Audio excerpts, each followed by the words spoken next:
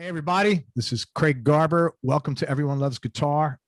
One of the things that most people tell me one of the common things people say they love about the show is all the new music they get turned on to. And it's the same for me.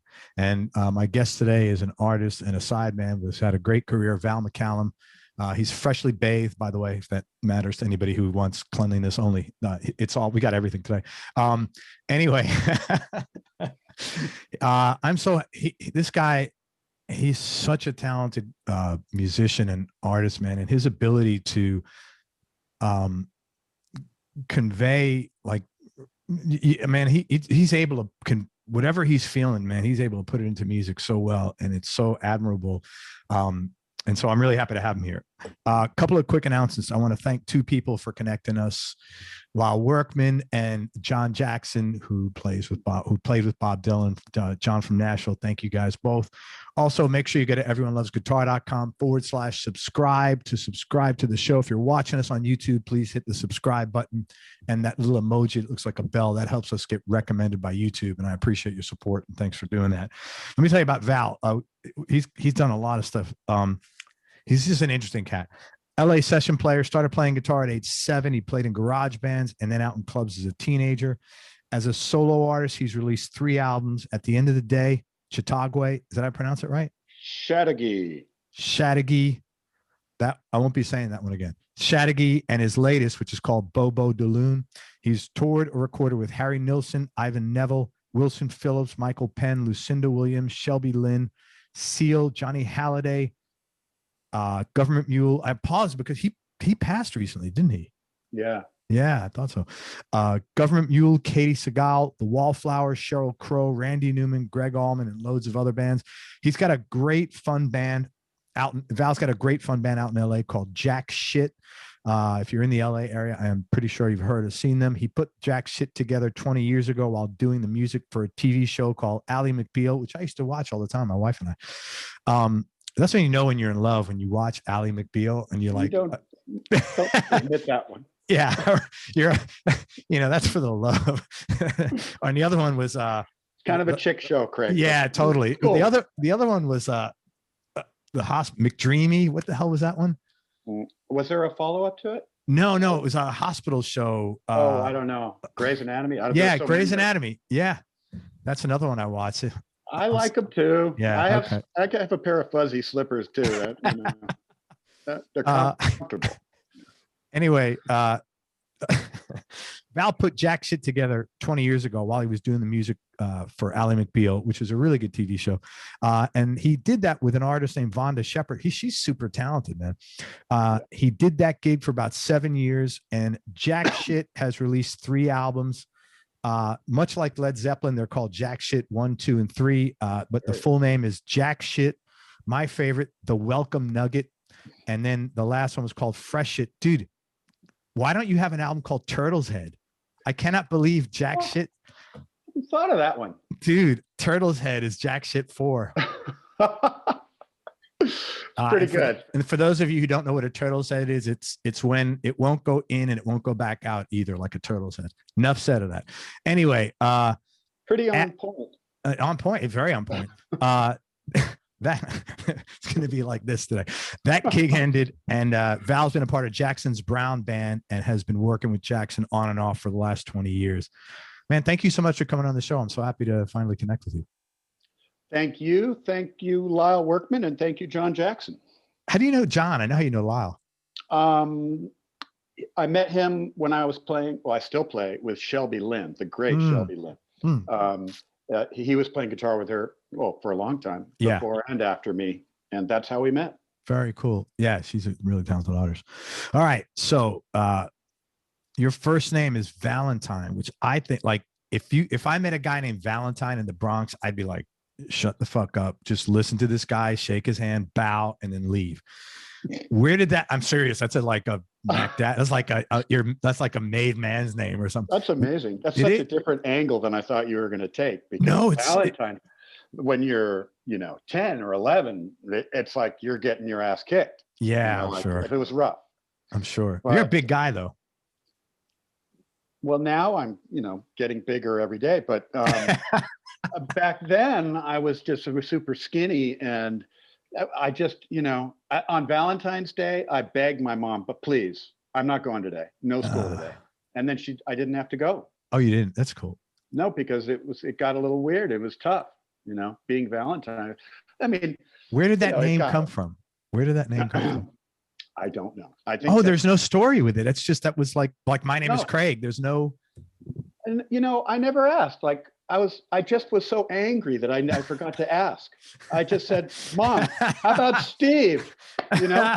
I was like, so angry. I forgot to ask. Davey. I could have been Davey. But there was a kid at school named Stefan. I was like, Stefan, man, you could have called me.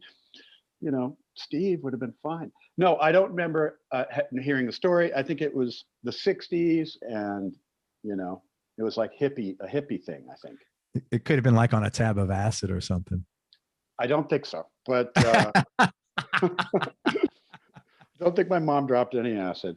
But I remember she did smoke marijuana one time, and it was at we had a party at our house, and my parents had a bunch of celebrity friends. They all came over, and Ryan O'Neal came over. He had a basket of joints, and I had been sent to bed because I was only 8 years old. My stepfather, Charles, was very anti-drugs, and apparently the joint came around the living room and got to my mom, and she was like, "Oh, okay," and she did it, and she took a lot of shit for a few weeks for that. Oh, did she?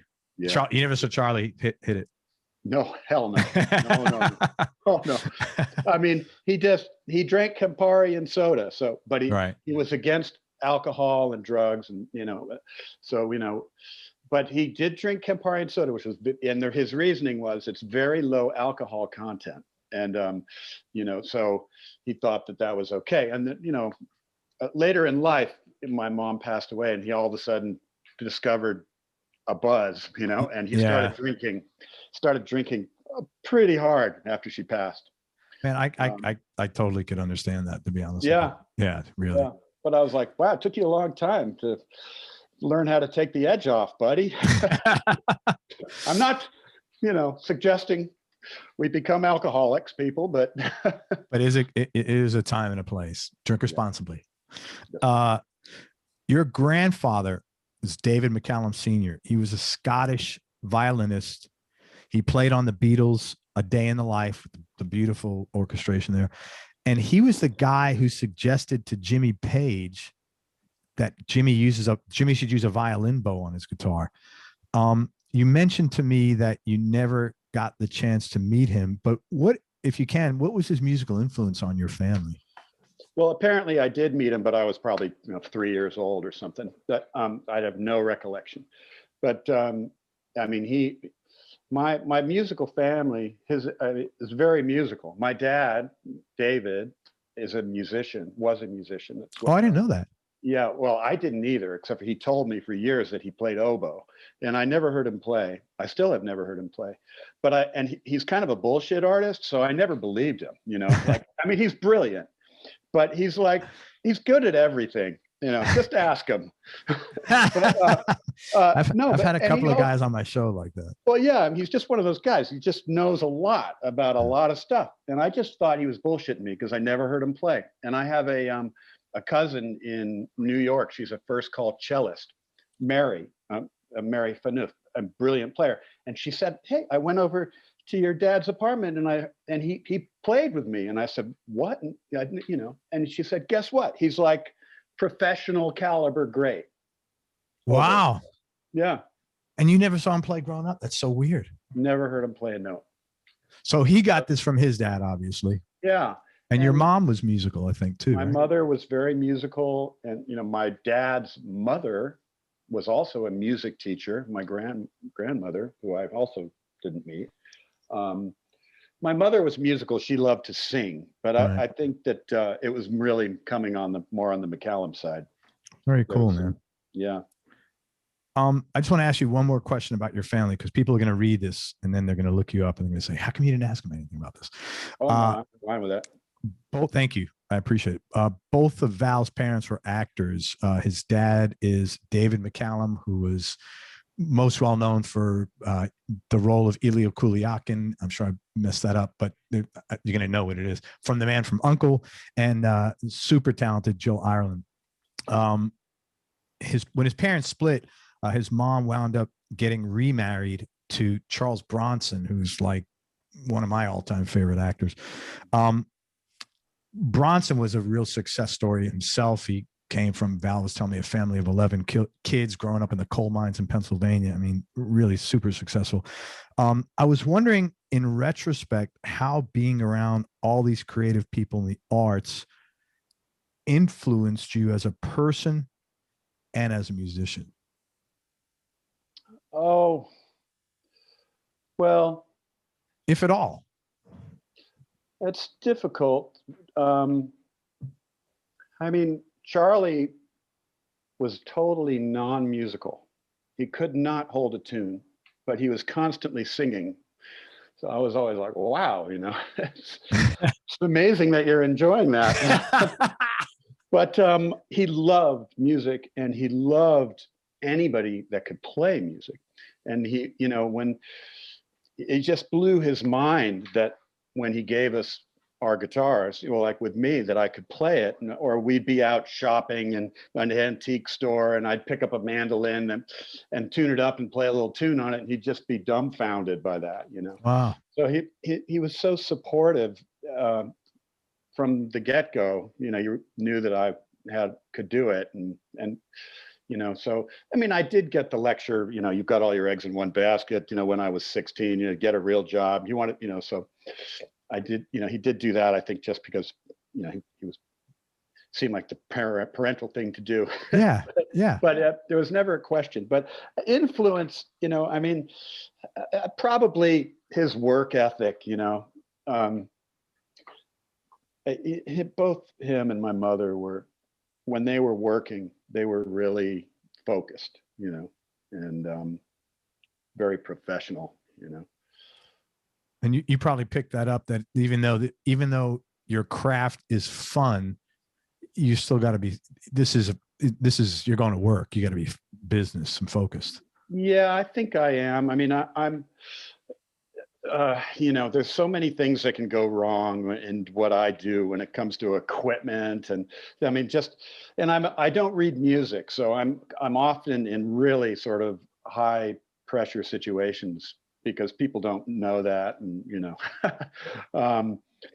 so there's all these things to kind of think about and try to have your head together going into sessions or gigs and stuff. And I'm pretty intense about making sure my gear works, every little detail. And, you know, I get music in advance whenever possible, and I do my homework. And yeah, sort of, I'm maybe a little nutty when it comes to that. No, I think you got to be nutty, because you got to be I think you should be serious about anything you do. You know, like take your work seriously, but don't take yourself seriously, sort of. Yeah. Yeah. I mean, I'm just important. Super lucky that I love it, you know. Yeah. I love it enough that all that stuff is fun to me, you know. Thanks for answering those questions. I appreciate it. Now, some more celebrity stuff. You were friends, or you grew up with Michael Jackson.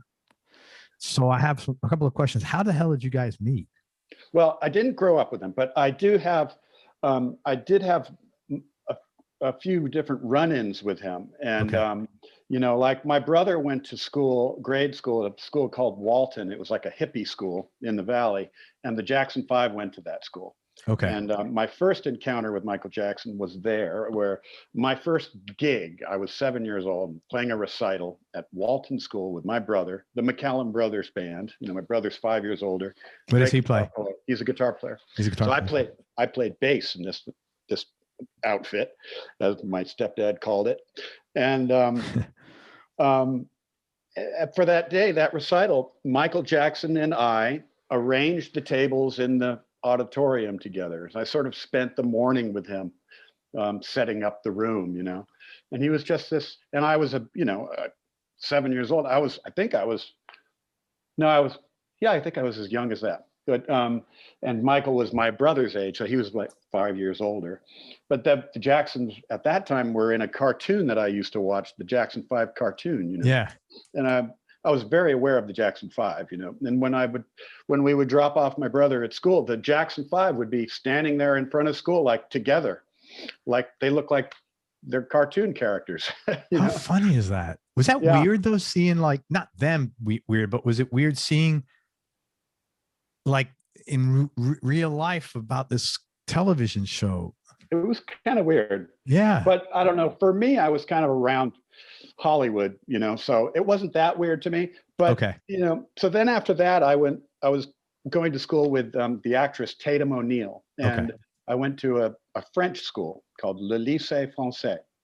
And it was here in LA. It was a French school where, you know, kids that were French could go. They had two sections in the school, an A and a B. And the A were for the French-speaking kids, and the B were for guys like me who, you know, didn't really want to learn to speak French. But you know, it wasn't that I didn't want to, but yeah, you know, English was enough for me. I know.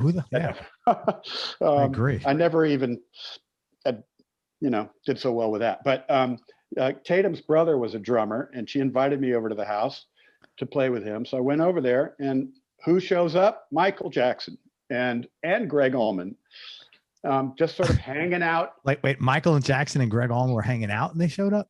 Yeah, I'm pretty sure this happened. I mean, I couldn't invent this. Wait a minute. This is pre-Bubbles? Yes, this is definitely pre-everything, pre-debauchery. I was only like, at this point, I was, you know, 13 and 14 or something. So, yeah, Michael jammed with me, and I'm pretty sure Gregg Allman played too. But they had all these instruments set up, and there was other people there. But Michael played drums, and I remember that he adjusted the drums. He took all this time, like getting the drums how he liked them, and then he raised the drum stool up as high as it went. And then he's like, "Do you have any telephone books?" You know, like. And then so Tatum brought like 2 telephone books so that he could be almost standing. And then he just started grooving away, you know. I started playing my little chop with him. You know, I don't remember what the hell we played, but I'm not making this up. And you were playing bass again, or you're on guitar? No, I was playing guitar. I was playing my little Telecaster. And what was Gregg doing? Gregg, I think, was playing, like, there was a keyboard over there, and I think he played for a minute. That's pretty nutty, man, that you were. I know, it's crazy. And I ended up playing with Gregg Allman, did a couple tours with him, and I never mentioned it. I just didn't, you know. Really? Well, I didn't get to hang with him that much, even though we were out there. He was a little shaky, and when I engaged him, I wanted it to be something that I really wanted to talk to him about. The few times that I did, and for some reason I didn't go there. But then I auditioned for the Victory Tour, which was the audition was play the Beat It solo. You know, like, that was it. That was literally the audition. You know what? I think it was. I think that was pretty much it. And Michael wasn't there for the audition, and I think that. No, I wouldn't have got the gig, because the guy that got the gig, I got a call back, you know. And so the first audition. That's pretty damn good, because I'm sure there was no shortage of great LA players. Yeah. So, wow, that's really cool. But the callback was the bummer, because I was playing through like a boogie back then, like one of those little boogies, and it's quite a while ago. It was like a boogie. It was an amp called a Jim Kelly, which was like a boogie. It was great, but I was underpowered. So I brought this amp, and the callback was the other guy. It came down to me and this other guy named Craig Fuller. He's a badass player, and he had the Marshall. You know, he had the tone. I was kind of bluffing the thing. Now I could do I was pulling it off, but he had the thing, man. He had the look. I can look like Jimi Hendrix, and he was badass. And then they had us play the Beat It solo. You do it, you do it, back and forth. And I just knew this ain't happening. But that's wild, man. I couldn't imagine myself doing it, really. Like, it's just, the whole thing seemed very far-fetched at the time. You know, I think I was I was really young, like 22 or something. And I've come a long way since then, you know. Well, I listened to your music, and I would say it's probably like you and Jackson is much more of natural fit to your own personal music than you playing doing the Victory Tour. I grew up listening and loving R&B music, but still that whole style. I mean, that was just one aspect of the Jacksons' music. Really, the guitar playing in that is soul-oriented R&B type of guitar playing, which I could totally do. I'd be better at that than trying to be Eddie Van Halen. Eddie was a longer shot. I mean, who the hell can do, Nobody. I heard that's why they didn't really. I guess his son. I guess he was underappreciated at the recent Grammy Awards. Like I didn't watch the Grammys. Yeah, but I guess Eddie didn't really get as major of an acknowledgement as he should have. And I think that part of it was because they couldn't really get anybody to like do it. Like so many guys try to be Eddie. Yeah. But oh man, there's just who could? Nobody. Hey, when did you what tour did you do with Gregg? That was really one of my great musical moments. It was he had a band called it was Gregg Allman and Friends. Yeah. He always had on the side. Yeah. And he had Robin Ford doing the gig. And my friend was the musical director, Neil Larson, the Hammond player. And piano player with Gregg. Obviously, Gregg was the Hammond player. But he called me up and he said, "Hey, Robin is bailing like mid-tour, and he's bailing like next week." and he said, "Can you learn this gig and do it next week?" Like it was like a Wednesday, and the gig was Monday or so Tuesday down at the Coach House, and talk about. Yeah. Screaming inside, no, but saying, yeah, of course, no problem. And so I, of course, said yes. And a big attraction to saying yes was that Robin Ford had just done it. And I could like learn, I'm almost more interested in learning how to play Robin Ford than Duane. Like the Duane thing, I actually wasn't a big Duane guy coming up. I love the Allman Brothers, but it was for some reason it was kind of off my radar. But I was kind of like, wow. I mean, Gregg Allman is one of my all-time favorite singers, soul singers, and to kind of learn the Robin Ford approach to it. So I got board tapes with Robin doing all that stuff, which was really, really good. Yeah.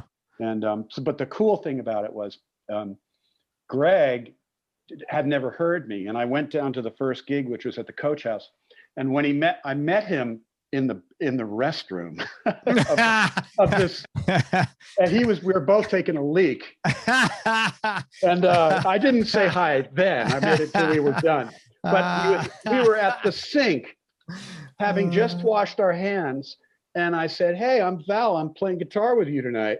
That's so funny. And he shook my hand. And he didn't look me in the eye. He just like looked away because he'd never heard me. He was like traumatized, I'm sure, thinking, "Oh no, look at this big white guy." Like, well, how's it? He'd never heard me. So then we went on stage and did sound check. And I did the first solo I took. This is my proudest moment in music. As I was soloing, I looked over at him and he looked at me and he went, "You're doing it, baby. You're doing it." That's so cool, man. I could see the relief, because we're going to do a gig in an hour, So that's one of my more proud moments. I wonder if that's a thing. Like you need to meet did you meet James Brown at the urinal? Not James Brown. Sorry. Jackson Browne at the urinal. Maybe that's your thing. Hey, man, I'll meet you at sound check together. I'll meet you at sound check. No, man, let's meet in the men's room at about 10 minutes before. Yeah. Well, backstage, you're always together in a bathroom at some point. Yeah, that's what. Yeah. It's interesting. I had Robin on the show a long time ago. I almost Robin's a great blues player, but it's not really the same. I can't see Robin playing Gregg's music. Oh no, he's one of the all-time great blues players. Yeah. So honestly, Robin, for blues guitar, I'm sorry, man. He's just he's on my very short list of favorites. I've never been a big blues guy, although lately I've been getting more into it just because I feel like a jerk because I've never been that into it, you know. Right. I've been listening to Freddie King lately, and my favorite King. Yeah, man. Freddie. There's that record, Texas Cannonball, I think. So all of his stuff. That's the record, or I hope I'm getting the right King. I mean, it's yeah. Freddie King is Texas Cannonball. Yeah. Yeah, Texas Cannonball. That one, because it was more modern. But when it gets to be the really early stuff, you know, something about it for me, I just, you know, I mean, I love it. It wasn't recorded very well either. That's kind of part of it. It's like, it sounds like, you know, it's the guy's got a microphone across the street, and there's maybe sometimes he puts it in the fish tank, and yeah. I'm kind of a nerd like that. Yeah, I get that. Yeah, but Robin, man, and yeah, I mean, I don't gravitate towards like his solo music, but like when I was a kid, you know, and listening to fusion, and that's kind of what I started on, like wanting to be good at playing, you know, like a lot of notes and yeah. Not that Robin Ford did, but I had those records, the Yellow Jackets and his solo albums, and him playing with Joni Mitchell, and you know, him and Larry Carlton were it. Yeah, very cool. So that was cool. So you're doing it, man. You're doing it. Oh my God. That's so cool, man. Pinch yourself moment.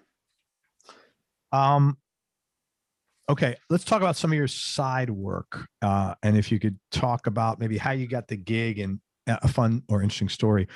Your first sort of pro gig was with Harry Nilsson for a Yoko Ono album with various artists doing her material.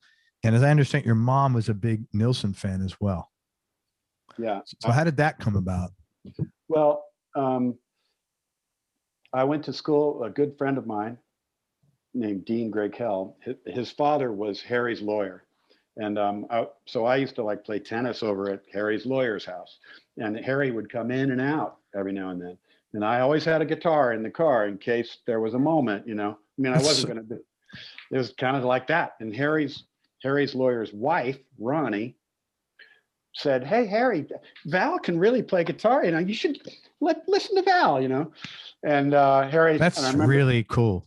Yeah, and Harry said, "Don't make me do that to that kid right now." You know, I remember him saying that. Don't make me do that to him. And I was like, no, do it to me. And I ran out to the car, got my Strat, and I just sort of went bink. I started binking away at it in front of him. You know, I'm like, I think I could actually play, you know, with you. And he looked at me like I was out of my mind. And then he heard it. He heard me somehow. And he said, "Well, what are you doing on Thursday?" And that was it.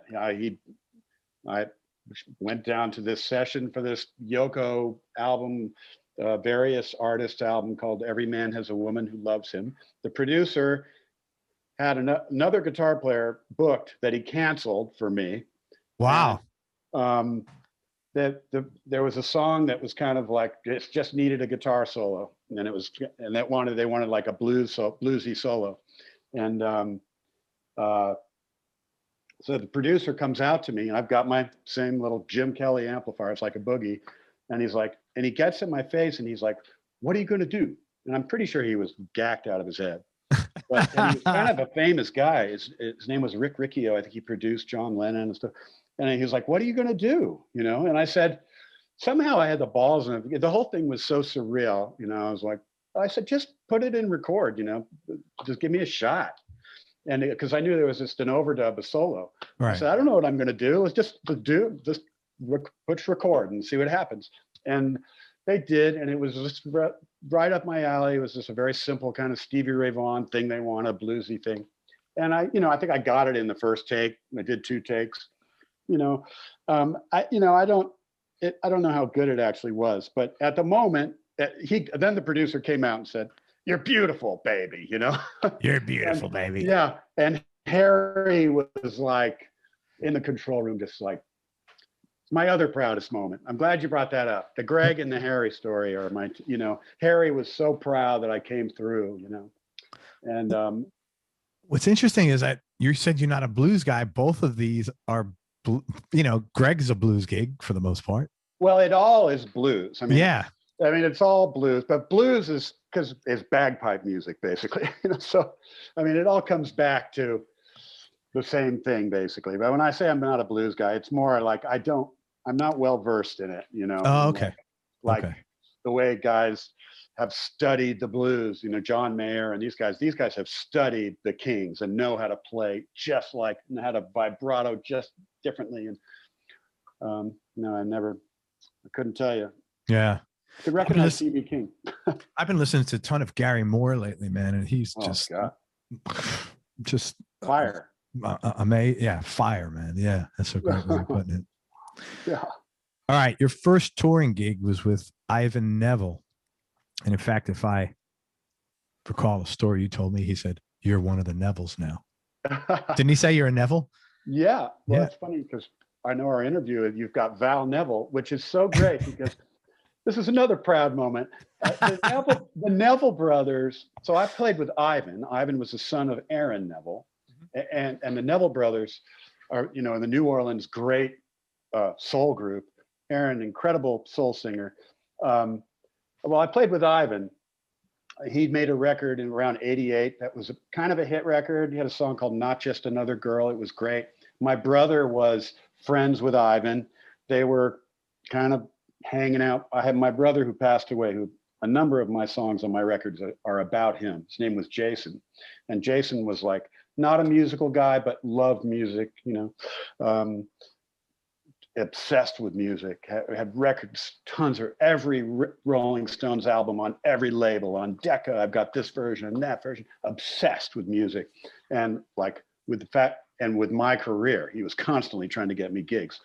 But that's really cool. He was amazing. So he came home one night with Ivan Neville and said, "Yeah, you know, here's Val. You know, Val's going to get you." I don't know why I'm doing a Bronx accent for him, but feel free. Jason, he was adopted. It's a very good accent. But he did. So Ivan was like, you know, who's this white guy? No, I don't think so. Anyway, much similar thing. We jammed. I played for him, and then I ended up being, you know, part of his group. You know, I had quite a bit of done some music, but a lot of music before that, but no touring. But Ivan's record was fantastic. It was produced by Danny Korchmar and had you know, I think it had Waddy Wachtel on there and Cooch. The guitars were great on that record. And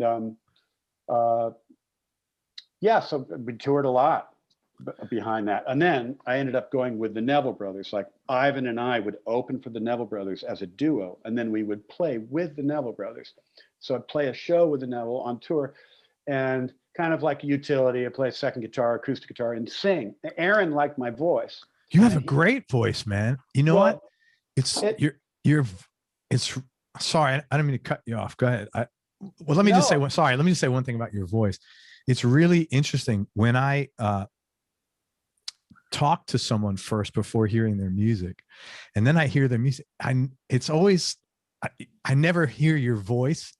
I don't hear your speaking voice, and it's always it always blows me away because, like, God, that's one of the things that's most appealing about your voice is like, holy shit, man, you have thank you. Yeah, I mean, I've always felt like I like my voice. I always felt like I'm a better singer than my voice is. You know, like there's a difference. There's like, some people are great singers and some people have great voices. Like, you know, some people have great chops, but they don't have the ability to like hit high notes and stuff. Yeah. You know?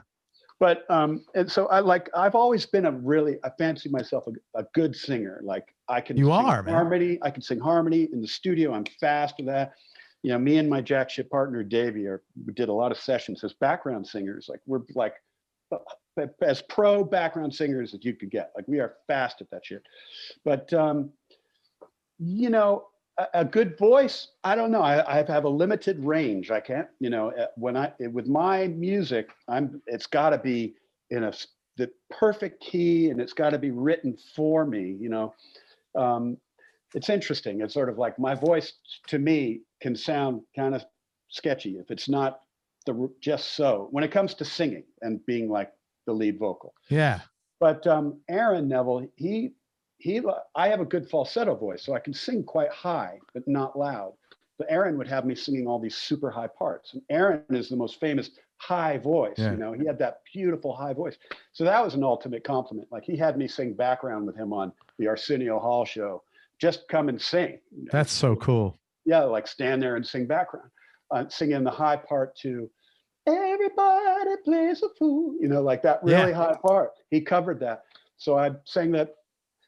So, but with the Neville brothers, the rest of the Neville brothers, those guys were not like super quick to welcome tall white guy from Hollywood. Like they were pretty street bunch of guys, man. And in the beginning, there's Charles Neville, rest his soul, it was a saxophone player, and Cyril Neville, the percussionist. Those guys were like, they were serious dudes, man, and they were not nice to me in the beginning. Really? It took some winning over. Yeah. Yeah, I just think that guys like that, man, they came up rough, and you need to have a connection with them before you're in. Yeah. And I didn't force that. I just did my thing, and I knew I'd win them over with my chops, but eventually I became Val Neville, and I was in.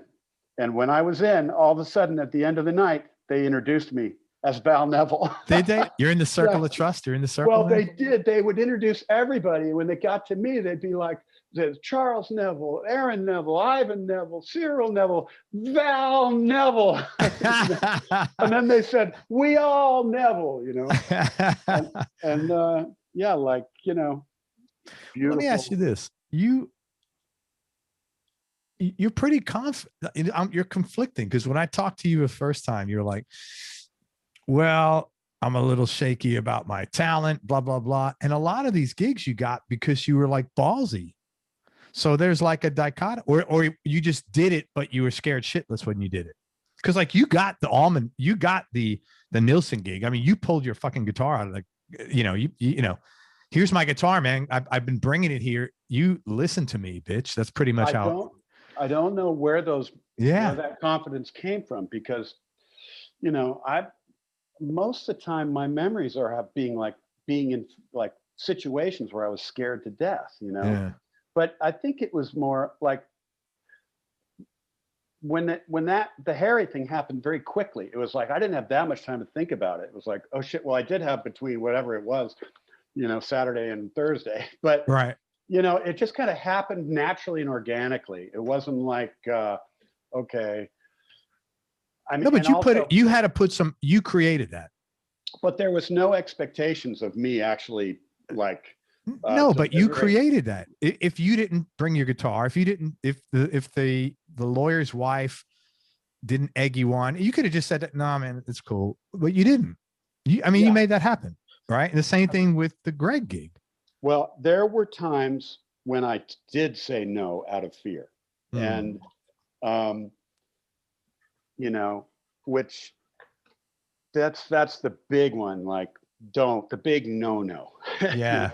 Just always fucking say yes. And there was I would get, I think that when I was young I don't think I sort of in my mind, it was like these guys, they can't expect me to be all that. So I kind of felt like that pressure was taken off a little bit because I was young, Right. And as time went by, it was like, oh, well, people now people are starting to know who I am.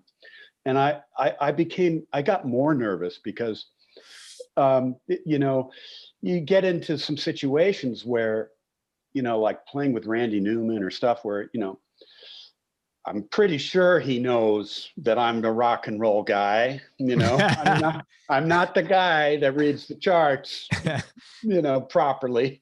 Right. And so I would be just scared to death, but I did those things, like. But you did the gig. Well, at that point, there's no getting out of it. I was there. Tell the story about that. Well, the first time playing with Randy Newman, I was working with a producer. I still work with a guy named Mitchell Froom, who is one of the great musicians. He's now on the road with Crowded House. He's a genius musician, and working with him I sort of see that as like a CPA doing continued learning. Like it's a learning experience. And every time I do it, I'm learned something else.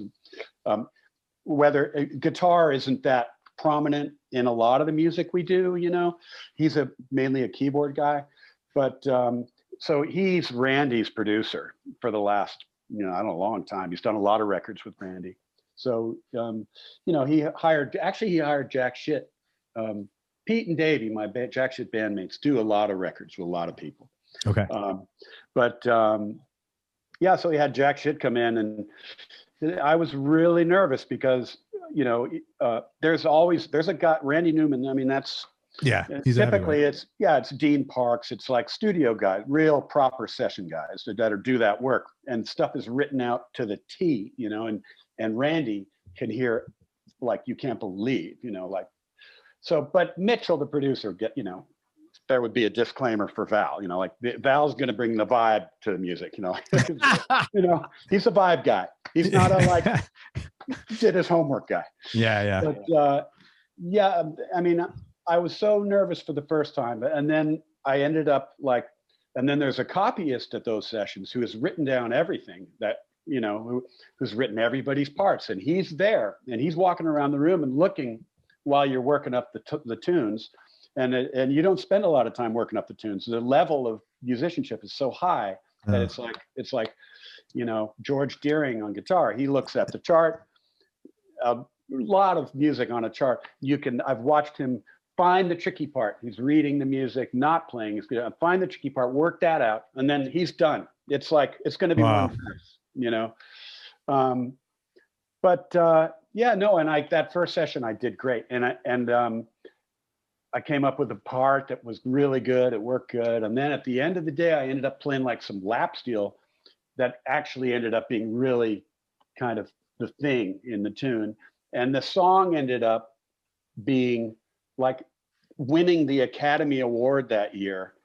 Really? Yeah. Like Randy Newman is always nominated for Song of the Year and never gets it. Like, you look up that stat. It's crazy. Like, he's been nominated. I don't know how many times he's actually won it. But this year he did win it, and let me just say it's because he hired Jackshit. Jackshit brought it home for him. Yeah, man. But, so yeah. You mean the Grammy? No, the Oscar for Song of the Year. Oh, like doesn't it have to be in a movie? An Oscar? Yeah, it's a song for a movie. It was okay. It was like it was one of those cartoons. I forget. It was Dreams. That's so cool, man. Yeah. So. Did you get an Oscar? Never say no. No. You didn't get one? No. Why? I don't think everybody. I don't know. You know, well, I should make some calls. Yeah, call that lawyer. Yeah. Call Harry Nilsson's lawyer's wife. Oh my God. You have a good memory, man. Well, don't ask me what I had for dinner last night. We just said it 3 minutes ago. That's about my window. I know. Honestly, I have OCD and all the above. Like I seriously have a hard time. What's really funny is as I've gotten older, and it's because I talk to a lot of people, I will tell the same story twice, and nothing's worse than when I'm talking to a buddy and like, yeah, man, you told me that. And you're not aware that you're doing it? No. Because I think it's because I talk to a lot of people, and because I'm just fucking getting old, and my wife's halfway through you're a little bit aware, like maybe I told this. No clue. And my wife's painfully aware of it because she's like, you told me this already. I'm like, sorry.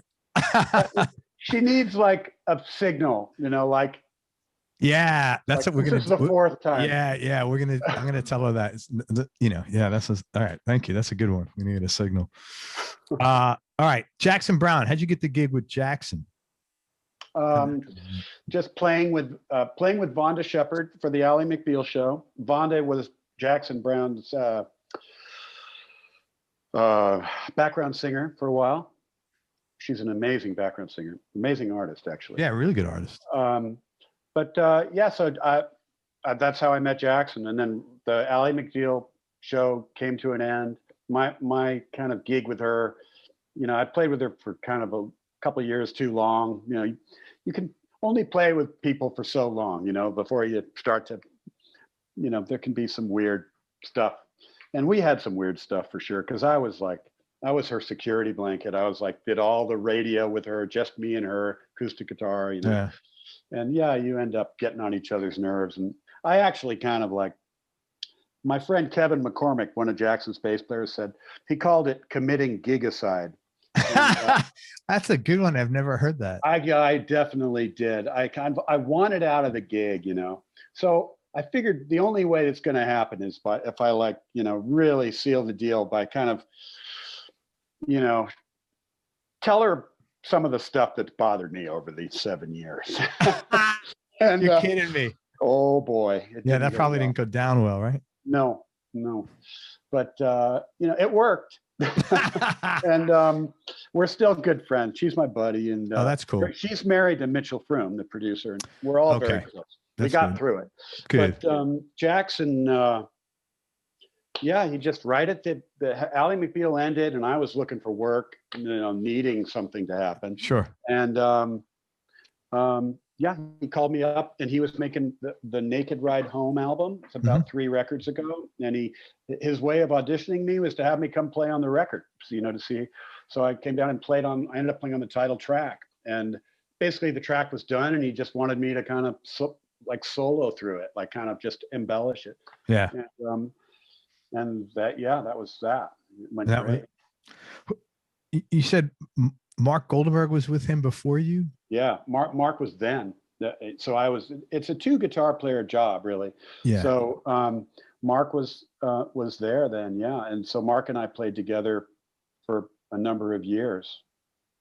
And, you know, Mark was very much the lead player. Mark is one of the great guitar players in LA. Yeah, honestly, he's like, when we would play we would have in-ear monitors, which I despise, but you can really hear, you know. And Mark there's certain moments that he would play, it would be distracting. Like I just, you know, it would take me out of my game because what he was playing was just so stunningly beautiful. Yeah. And funny guy. Yeah, I had him on here. There's a clip, a really long solo of him with Jackson, and it's got to be a well-known clip because it's just he does a killer job on it. Yeah, he's amazing. And you know, we've done a few sessions together. We get called to play together, and it's always such a treat. He's just one of those.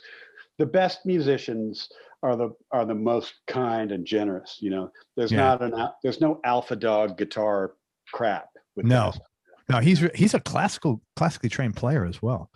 Yeah, I mean he's trained with like Ted Green, and he, you know, I mean I don't, as I said, I don't read music, but I did like take advantage of being on the road with him, and you know, he was like showed me how to chart out songs, and you know, just kind of, you know, when you're out with guys like that, you know, you can't help but pick up stuff. Oh yeah. And tell me a funny story or interesting story about the Jackson experience. Well, Jackson, he is a funny guy. I mean, he has got an excellent sense of humor. When we do Jackshit, we have amazing guests. And Jackshit we are 3 fictitious characters from a town called Cocktoten. And I am Beau Shit. And then on the drums, we got Piece of Shit. And Shorty Shit plays the bass. And then we have all of our siblings come and sit in with us. Oh, that's cool. Brown Shit is one of our brothers, and he doesn't like his shit name. It's like, he's like, how come you got to be Beau Shit? You know, you got the cool name. And I'm like, well, I was there at the beginning. Right.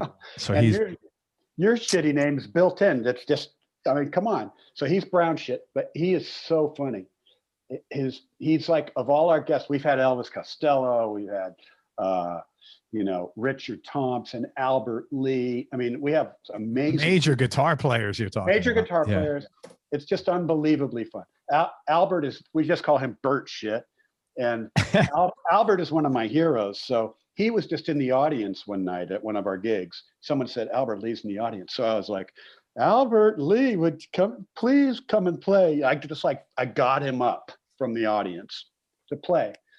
And we've been like really buddies since then. That's nice. It was so great. And I was like, he's kind of the reason I lean into a country style of playing very happily. Yeah. You know, I heard him playing with Dave Edmunds, his guitar solo on Sweet Little Lisa. People, if you haven't heard that, do yourself a favor. It's just a clinic in badassery, country picking. But and then we had Richard Thompson, and so we have to think of their Jackshit name, you know. And I thought he lives out there. I thought he was in England.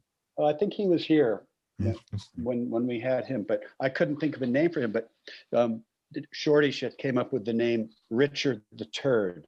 Richard the Turd, very appropriate. Richard the Turd, yeah. And he wears like that kind of military cap when he plays. He's a little intimidating, honestly. And I was uncomfortable with introducing him as Richard the Turd. As Richard the Turd, yeah, well, I could, yeah. Yeah. But you know, well, if you know him, if you're like buddies, it's not a big deal. But it's like, you know, hey, Richard Thompson's kind of here. Great, Richard the Turd.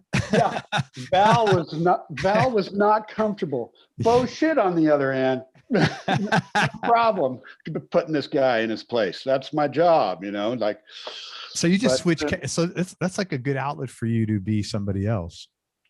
I recommend it. Yeah, have an alter ego, you know, like it, you know. I can't even be myself. I have no freaking energy left. Honestly, man, how you do that? I mean, my hat's off to you. You know, I'm depleted just like trying to be me. I'm got nothing left, man. Seriously. You're doing a fantastic job of being me. You know, this guy in the gym one time says to me, he goes, I just met him and he goes, hey man, we started working out together. Hey man, I'm going out tonight, you know, look for some women. Do you want to come have some drinks with me? We'll go hang out together. I said, no, man, I'm married. I said, but thanks anyway. He goes, so? And I'm like, no, it's not my thing. He goes, you don't have a girlfriend? I'm like, and he was dead serious. Wow. He was like, you don't have a girlfriend? I'm like, no. He was so serious. He was almost like humiliating me. Like, you don't have a girlfriend? And I said to him, I said, listen, man, I can't manage the one fucking relationship I have. Honestly, if you could do that, God bless you, man. That's beyond my. Wow. Yeah. I wonder when that pays off for him. Like, never. But I was like, right? He was dead serious. He was like almost ashamed of me, and it was quite funny. It was like the whole thing it was like a trip. It was like, man, just when you thought you'd seen and heard it all, kind of thing, you know. It's like, yeah. I was like, wow. It's like just reconfirming. Stick to myself. I don't need to talk to anybody while I'm at the gym. I'm good. Yeah, it was just so funny, man. It was like, wow. So hats off to you for being able to do that. To because it does take energy. Because I know that you're doing this. You are a different character. Yeah, it's pretty. It's really fun. And my Jackshit family, I mean, first of all, they're the two of the great musicians. Yeah. Pete Thomas is a Rock and Roll Hall of Famer. He's one of the great drummers. He's kind of like Mick Fleetwood, or he's like, reminds me of my favorite kind of playing. He's a British, beautiful feel, particularly in the mid-tempo kind of like. We played yesterday. We did a session yesterday, and it'd been a long time. And we did 4 songs for this Nashville songwriter, and he was so good. I couldn't believe it. Everything he played. I was just like, you know, wow. How good did it feel to play with other people? Oh my God, it was so good. I haven't happy for you. In a really long time. And you know, Davey, the bass player, is seriously the best. I mean, one of the best bass players you'll ever hear. He's an unbelievable musician, and the kind of guy that can. I mean, he sings incredible, and can like, if you're not getting a track, he can take control of a session and just like give it a direction. You know, like he's just this MVP. And like yesterday, he just sang to me this guitar part that just was like, ended up being like the hook for this song. Like, here's a little slide part, try this, and sings it to me. I'm like, just gave me this gift on a platter. You know? He's that guy. So, you know. But pat yourself on the back too, man, because Albert Lee and Richard Thompson are not getting up to play with like if I was on stage. They're seriously. No, I mean, they're not. They're just not. Well, you know, all good vibes aside, you know, they're not getting up there to play with anybody. So, I mean, you're doing a lot right, that obviously. Well, yeah, I mean, yeah, it is the ultimate compliment to have those guys, you know, want to get up and play. Hell yeah. You know, and I highly recommend not taking yourself too seriously, because that's what Jackshit is. It's like, it was an outlet to kind of like, you know, we do covers. People don't realize that everything we're doing is our covering songs, but because we put a very unique spin on everything we play. There's a ton of comedy involved, and I think that's what's so welcoming. The show is really fun. The records don't capture it at all. The records are fine, but our first record we cut in 4 hours, you know. Yeah, I said that to Jackson. Well, this record took 4 hours, and he said, well, why did it take you so long? That's his humor. But yeah, I think that's the attraction, and the musically, it's deep. It's like, it's really good. So those guys want to play, you know. Albert did not want to. He didn't want to sit in that night. How'd you get him to sit in? It's pretty cruel, really. You made fun of him? No, I just said, Albert, come on, man. You know, I got an amp there, and you shoved the guitar in his hand and walked away. Well, no, and then the crowd started going, Albert, you know. So there's nothing. It's just mostly musicians in the crowd, I'm assuming.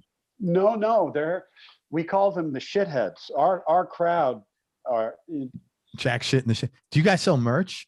Musicians don't really go out and hear music. I don't know. No, of course they do. Well, no, they do. But at this particular place, Jackshit, our gigs sell out very quickly. So where do you usually play? We play at places that are too small, because our following is really big now. So that's why that people are pissed off they can't get tickets to our gigs. We play at McCabe's Guitar Shop. It's a guitar shop in Santa Monica that's been there since 1970. It's a great music place, more of a folky place, where the back room is the gig, and has all these acoustic guitars on the wall, ringing sympathetically. You know, it's kind of amazing. Yeah. And they put all these fold-up chairs. It holds up, I don't know, 150 people, so small. So, and then the other place is the Baked Potato, which is oh my God, even smaller, which is kind of a jazz fusion club where I used to go when I was 16 and watch Larry Carlton. Like, that was my happy place. So going and hearing Larry Carlton, Jeff Porcaro, Greg Mathewson on organ, and Pops Popwell on the bass. And, you know, and now I'm standing there hundreds of gigs in that spot where Larry, you know, that's like our home base. Dude, that's so cool. Yeah, it's amazing. So, but at that place, yeah, musicians, there's, you know, Robin Ford will be there one night, and, you know, or, you know, there's quite often some cats. That's awesome, man. Just to not. Hey, you know what? I'm hearing my voice slap back. Uh-oh. I don't have any kind of speaker on here. No, that's really weird. Now I'm not. It's really weird. Okay. Are you do you have any time, like any plans for Jackshit gigs yet, or not yet? Well, the Baked Potato early on in the pandemic asked us to do a live streaming thing, because that Justin Randy, the owner of the Baked Potato, son of Don Randy, who was one of the Wrecking Crew, he called, and they had it together. You know, they got the live streaming thing together and cameras. And so we did it back then to try to help support the club. And then everybody did it. So somehow they have stayed afloat, and so many places are closing, obviously. Yeah. The Baked Potato is still there. They only asked us the one time. I guess they could, I'm not sure what's going on. I didn't ask about doing it again, because playing in an empty club, we get rocking pretty loud, and I actually kind of damaged my ears that night that we did it, and I had a ripping sound in my ear, like while we were playing. Yeah, that's not good. I've never had it happen like that before, but we play. Jackshit has this thing where if we haven't played in a while, we might have a tendency to play too loud and kind of maybe not hit our like dynamic thing that You know, normally it's bulletproof and it's amazing, but something about an empty room made it louder. So I haven't been too keen to play in any empty rooms since then. But they did just call and ask us if we were ready to come in and do a gig in front of 20 people. And then they've got the parking lot set up with monitors where people would be sitting out there. They'd charge more for tickets. And I'm just not, that just doesn't sound like fun to me. So, I mean, as much as I want to support, you know, I guess I'm just, until I'm double vaccinated and my daughter's vaccinated, I'm just not ready. Good for you, man. You gotta do what you feel, do what you feel is right. Yeah. I'd rather just like send money to, I mean, I'm not going to, the thought of the baked potato clothes is totally unacceptable because that's home base for us. I get it. I'd love to see you guys play. Do not call me up. That will ruin your career, I assure you. Oh, yeah. You were in Switzerland in the mountains. It says the internet connection. Oh, it's back. It goes on and off. You were in Switzerland in the mountains on location where Charlie Bronson was filming a movie for 3 months in 1976. And you had no guitar pick or no guitar pick. What happened there? And what movie was he filming? He was filming a movie called Love and Bullets. It wasn't really that well known of a film. Pretty cool film. My mother was also in it. My mother was in a lot of his films. They did a lot of acting together. They did. Yeah. They made some great movies together. My favorite that they did together was called Hard Times. And he played a street fighter. Oh, it took place way back in the 20s or 30s. I saw that movie. Yeah, like Prohibition era kind of thing with him and Lee Marvin. He was wearing a wife beater. Exactly. Yeah, I remember that movie. Yeah. See, how do I remember that? You were a fan. You loved Charlie. I did. Boy, I mean, back when we were kids, we saw all the Charlie movies. We saw all the Clint Eastwood movies. Yeah, right. It's just, you know, they were good films. And that film, you know, had Strother Martin, Lee Marvin, and My Mom and Charlie. And it was that's my favorite film, but one of my favorite with my mom. I thought she was really good in it. That's cool. But the Love and Bullets was cool because I remember getting to go to the set the day they had Remy Julien, the famous race car driver, doing stunts, stunt car scenes for that film, where he actually jumped a Peugeot off of a moving train car, you know, like off of the train. So, you know, like that was kind of a neat thing about growing up, is when getting to go to the set those days and watch that kind of stuff, you know, watching him jump this car off of a train in the Swiss Alps, you know, that's pretty cool. Into a field. Yeah, it was pretty great. Yeah, most kids are in 10th grade suffering through algebra. Yeah. Oh, I suffered through algebra, I'll tell you. But from a hotel room with a tutor. I had these various tutors, you know, I'd be in a hotel room for 3 months, as you mentioned, without a guitar pick. That's how I learned to play without a pick. You know, I actually, you know, when I play with my fingers, but I keep the pick in there. So I could very quickly go from like a finger picking thing to quickly grabbing and playing. You know, it was like this quick move. And you were forced to do that. There. Yeah, well, I was forced to play without a pick, which was the best thing that ever happened to me, you know. Wow. We were in Zermatt, which is where the Matterhorn is in Switzerland. And there, I could not find a guitar pick in all those months. But I love playing without a pick. I just am not good at it. And the time it would take me to get good at it, I just don't have that. So I play with it. But everything feels better. It's tactile. Yeah. Yeah. The neck feels better. Your right hand feels better. Everything feels better. Yeah. I recommend it. And I found out Jeff Beck doesn't play with a pick. And, no, he does not play with a pick. So each finger for him is like doing something incredible on his right hand. What's going on Jeff Beck's right hand is crazy. I don't know if you ever seen I don't know if somebody explains it, but it's like tone, volume, whammy bar, like it's insane. Yeah, he's. I've had a couple of his. I had Jennifer Batten on, and then I had Carmen Vandenberg, the young gal who did his last tour. Both of them, and I asked them both. More specifically, Jennifer, because she's been in the game a long time. Yeah. She's such a great player herself. And I said, "What?" She said, "Craig, I studied him for 3 years. I have no idea what I have literally no idea how he does anything." That's amazing, because she's like such a virtuoso. She right, top of the top, yeah, and she, nobody knows. No, he's a freak, and he's one of my first. He was the life-changing guy for me. In what way? Well, Blow by Blow, the record Blow by Blow. When I first heard that steered me into a whole other direction and understanding of just, this all the tone and the musicians on that record, the type of music, the joy in it, the beauty, and I mean, that's like, even still, it's one of my favorite records. Produced by George Martin, the sound of it and his playing is so expressive. It's like a human voice. Yeah. Which made me realize that hearing that record, that's what it's about. It's not that guy doesn't have chops.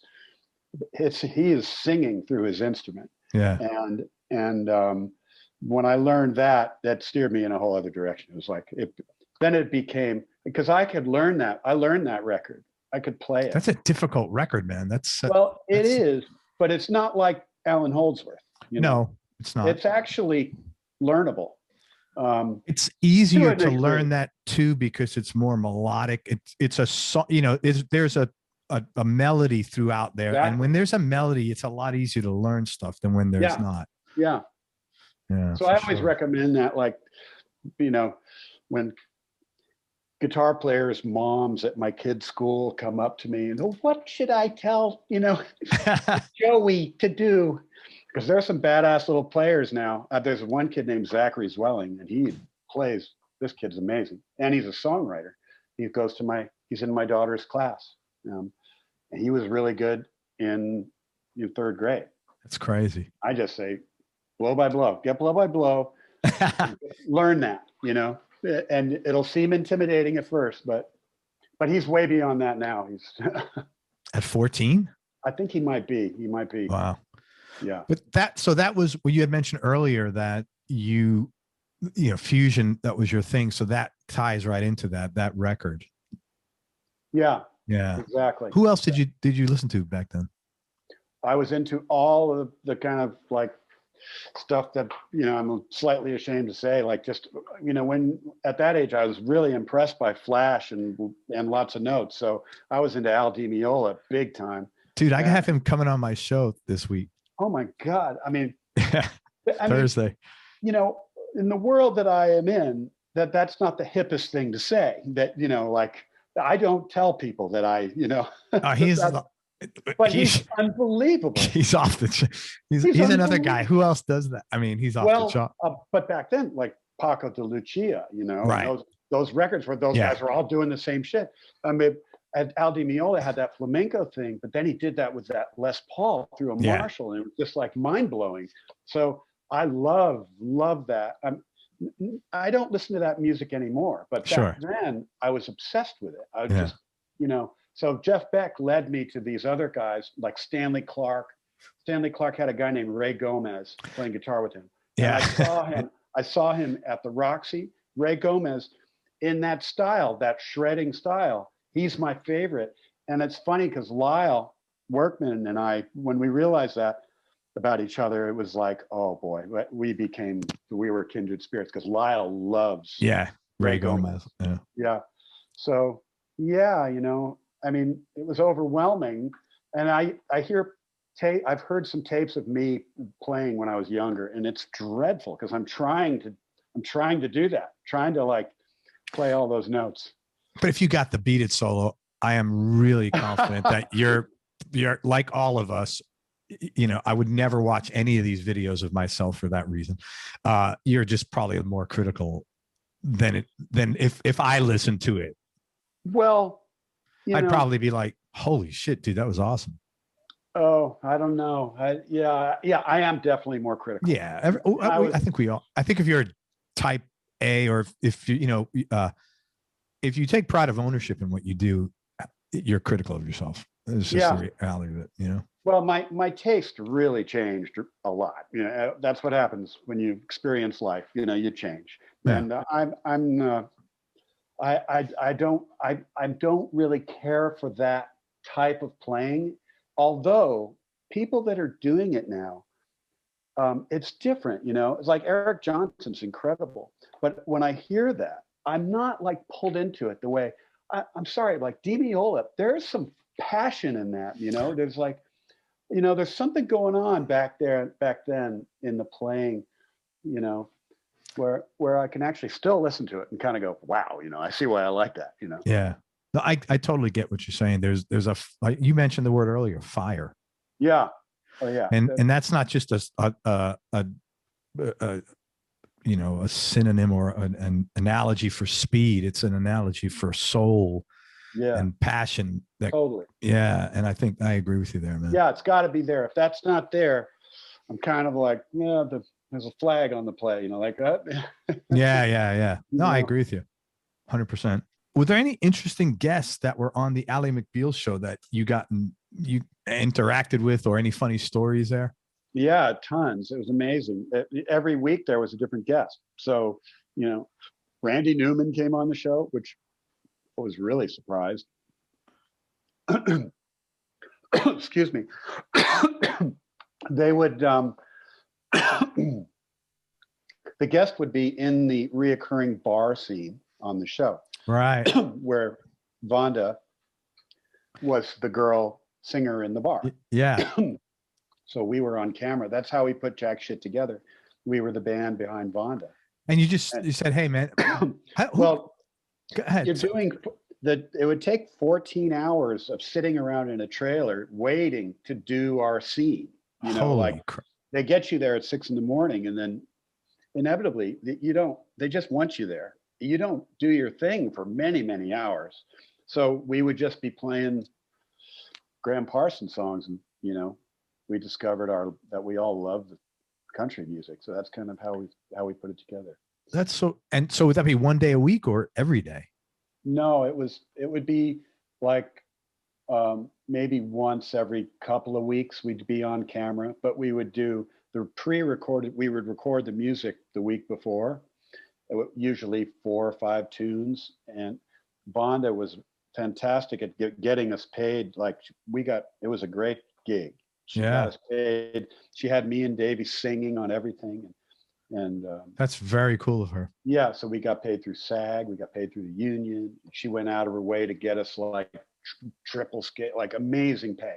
That's so cool. Yeah, she was great like that. She knew she had a good band, and she knew how to keep it. So. Vonda worked really hard to get that job, and got turned down by, she had a hard time kind of making it in the business. Like she's a singer-songwriter, but I always felt like she could have been more of a pop singer if she chose to be. But she sings really personal music, and that's not easy to kind of to make it in that world. She's kind of very difficult. It's really difficult. And she's really an R&B singer. So, but we had Sting on one. We had Al Green. We had Randy Newman. We had Barry Manilow. I remember we were doing a session with Barry Manilow, and we would do their hit typically. We would recut their hit. I forget what we were doing with him. Like, I don't remember what song it was. It was one of his songs, but it wasn't a particularly famous one. And I was playing like some steel guitar, fake licks. And I'm in my little ISO booth, and I hear, guitar player, who's playing that country guitar? What's your name? And he's like, please, I don't want no country guitar. I don't like country style guitar. And he said, please. He was very nice. Yeah. And I was like, whoa, shit, he's talking to me. But And then when we were listening to playbacks, he was like walking, like listening to the playback. And he was like, it just walks along, doesn't it? You know? Yeah, sure. He was, yeah, like, you know what I found out the other day about Barry Manilow? Do you remember the slogan, "Nationwide is on your side"? Of course. Did he That write was Barry. He wrote tons of those. Jingles? Tons of those that were super famous, including Wow. Nationwide is, yeah. Amazing. I know. I couldn't, I mean, that's huge. Yeah. How many times did that get played? Oh my God. Barry Manilow, boy, he was such a big star when you and I were kids. Yeah, totally. Mandy was on the radio, man. Wow. Every minute. Nonstop. Absolutely, man. But the best session was with Al Green.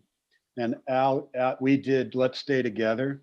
Oh, wow. I'm so in love with you. You know, we cut this song with him, with, you know, Jackshit. And, you know, we had either Neil Larson. We had a great band. And when it came time for him to sing the song, actually, we cut the song without him, and Vonda sang it. And then Al came in and sang it after we cut the track. And it was the most incredible thing. So we all hung out. We wanted to see it. But his guitar player, I should know his name, he's like a legendary guy, was with us when we cut the track. So I got to play with that guy. That's really cool. And he was playing that funky rhythm guitar like it was just the shit. So the incredible experience. So Al is now singing the song, Let's Stay Together. And we're all in the control room, like against the back wall, trying not to be seen, like while he sings the song. And it was perfect. He sang perfect. And at the very end, he's riffing away and he went for this high note and he kind of missed it. He didn't get it. And he's like, stop the track. So the engineer stops the track and then he just has this powwow with God, you know, and he's like, Lord, please give me the strength to hit this note. You know, I'm trying to hit this note and I feel your power. And then he's like, okay, I'm ready. And then we're all like pin dropping there. And then he hit the note. They got him to punched him in, and he just nailed the note. And like a laser beam, just nails a note. And we all screamed in the control room, like you know, he just touchdown. Yeah. Oh my God! It was one of those moments that, you know, like, this is why I do what I do. You know, like, yeah. Why, you know. Well, he's a minister, if I'm not mistaken, isn't he? Yeah. Okay. The Reverend Al Green. Yeah. Wow. Yeah, that was a good one. Very cool. You mentioned that you have bouts with anxiety at times as you're walking on stage. Outside of Lucinda Williams, any particular artist that made you, that kind of cranked that up? And how do you handle that? It's, you know, I didn't used to really, you know, I mean, when I was younger, as I said, I would get nervous for things, you know, but it's kind of like in the last few years, it sort of became like a new thing. It's almost like a panic attack kind of thing. And I noticed it happening like right before we'd walk on stage, you know, like, you know, when you're backstage playing on tour, every night it's Groundhog Day. You're in the dressing room, you do sound check, you have dinner, you sit in the dressing room. That time between dinner and the gig is like, and it's kind of torturously boring, you know. Yeah. And you can go and sit on the bus. You don't really want to take a walk because you know the gig is coming up. And I would just get that. They'd say, okay, walking, you know, John Langenstein, our tour, walking in 5, you know, that means we're going to the stage. And I would start getting this feeling of like not being able to catch my breath, you know, like kind of at that moment. And I don't know if it's an age thing or what, but I suddenly like started like feeling like I was having panic, you know, like, and then as we're walking on stage, I would be like dizzy, you know, like, because I was that thing of not being able to catch a deep breath, a satisfying breath, makes you try harder to do it. And so I think there's a bit of hyperventilation going on. I never mentioned it to anybody, but I walked on stage a few times feeling like I was going to pass out. Holy. Yeah. It's a weird thing. And I'm, you know, I mean, maybe I shouldn't be talking about it because you might have your next employer. You might have the next guy. I was just about to hire Val McCallum, and then I heard he's gonna blow chunks before he They call him the fainting goat. It's his new nickname. You just you have to resuscitate him, and then you're good. You know? You have a heart machine on the side for Val. Yeah, that's right. You know what though? Like with I think some of this stuff is like aging. I never thought I'd be saying that, but like I have a fucking amazing memory. I mean, amazing memory, right? Yeah. Like I may not ever remember someone's name, but if I see you in 20 years, I'll remember the vibe we had, and I'll walk over to you and I'll engage with you, and we'll probably give each other a hug, right? Yeah. But like here I am telling the same exact. I think some of this is age driven. I mean, as much as I hate to admit it. Yeah. I never thought I'd be saying that ever. It ain't for sissies. I know, man. Getting old ain't for sissies. I know. You better hire Val. You should be lucky because you probably getting old, whoever this is, Mr. Artist. That's right. Better. No, seriously. You're probably just talking about it. I'm sure it's a pretty common thing. I'm sure I've talked to so many people that go through have anxiety that have been playing for years, like you. And never had it before. All of a sudden it starts. Yeah. No, that I've always had it, and which is worse. Yeah, because I don't, like playing with Jackson, I didn't have it. I didn't. Once I know my gig, I'm good. But there is a certain nervousness, like with Jackshit, that I'm the center of attention. I'm singing. That's you. A lot of the stuff, so I do get nervous for that. Yeah, but that's legit. Yeah, it's different. If you're the center of attention, like, you kind of think, am I going to say something dumb? Am I going to, like, it's just. I mean, Jackshit, it's a routine. And we're like the Smothers Brothers, me and Shorty Shit. We've got a thing. And as soon as we start playing, I'm good, like that downbeat. But I sit in my car. When I arrive at the club, I don't go in the club and talk to people. I just like sit in my car until showtime. But I can't even deal with people. I'm sort of, wow. I need to just kind of, I get a little bit wound up now. It's weird. But, too, you're not, some people are ego driven, and I'm not saying this. I mean, I'm not, and you don't seem like that at all. But some people are. I'm not judging them. It's just that's how some people are. They're really, they're extrinsic. What's the word? Extrinsic motivators, or extrinsic things like likes. And I think when you're ego driven, you probably, or you may get less of that, where it's like, you're probably keying up because holy shit, I'm the center of attention, where a guy that's more ego driven be like, yeah, I'm the center of attention. Yeah, right. I can't imagine that. I cannot imagine that. Yeah, there are people. It's funny. I've had some, it hasn't been a lot. I mean, most musicians are not, especially successful musicians, are not like that at all. But I've had a few cats on the show that are like, they're dripping with it. It's quite funny to sense it. That's well, more power to them. That's right. Whatever. That's probably why they're successful. In some cases, I believe so. But it's different. It's a different vibe, man. Yeah, for sure. My partner Davey, Shorty Shit. Certain gigs are different. Like our McCabe's gig, it's sort of like everybody's sitting. There's no booze. There's no bar. So everybody's sitting on a folded chair, and it feels like dinner theater or something, and it is so nerve-wracking for them. Yeah. So before that gig, we always say to each other, fuck, this is awful. Like I get really nervous before it, but it's just, I think that's great. Being nervous is really good. I mean, it makes, as long as you can stay conscious and you don't pass out from a panic attack, it's to be on edge like that. It's really a good thing. It's not a bad thing as for playing, When you told me about that gig, I said to myself, man, that's tough, because they're not going to the bar. They're not going to the drink. They're not trying to hit on somebody. They're not kissing their wife, playing a video. That's a tough gig. Yeah. That is a tough gig. Yeah. And I've done it as Val when I do my solo gig, which I haven't done very many shows for my music, my solo music. You need to, man, and we'll talk about your music next, but you need to. It's hard. It's hard, It's, why? Well, because it's so personal. This new music is not so much. But my first album, At the End of the Day, that's, I always wanted to make solo records, and I'd write songs. All my songs are co-written with lyricists, except for a few songs. Because, my lyric writing, it's not my strength really, but I am good at writing with people and kind of being a muse for a really good lyric writer.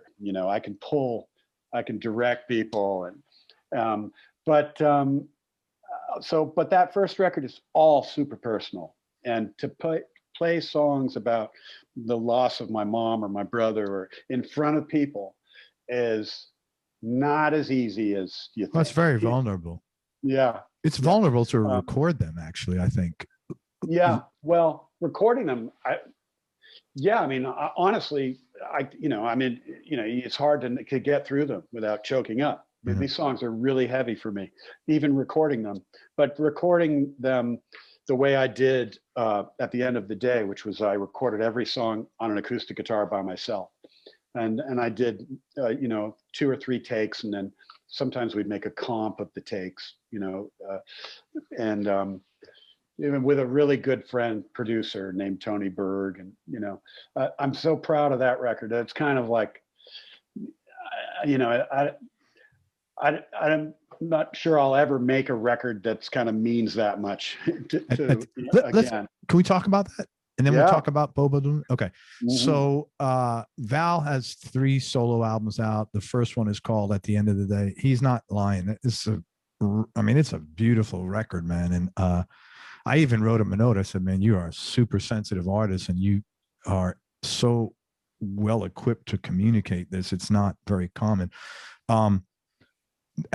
For a listener to feel at this depth about the music. But so at the End of the Day was made in 2012, and there's just a couple of songs I want to talk about that I actually have like 1, 2, 3, 4, 5, 6 songs on there that are like I always, I don't know if you do that. Do you rate your iTunes tracks? I'm not OCD or anal, but I always rate because I want to put them on like my favorites lists. Well, you're a numbers guy, right? Or I read your bio. Yeah. Yeah, I'm a numbers guy. I'm like a weird sort of common. Like I'm a former accountant, and yet I do creative stuff. So you're organized. Yeah. Oh, I am very organized. Yeah. Thank God. I couldn't. Yeah. I have to be. Yeah. I'm very organized. So I rate because I want to make sure they get on my favorites list. And then when I'm in the gym or whatever. Yeah. So I want to talk. So 6 of the tracks out of the 9 for me were like all 5-star tracks, but 2 in particular I want to talk about. The 8th track right before the last one, at the title track, At the End of the Day. The lyrics, at the end of the day, what's it all worth? And then when that electric guitar comes in there it's really hard not to get goosebumps. So I wanted to know, I have some guitar questions about it. And then I was just curious, what does that track mean for you? Well, that song, a number of the songs on that album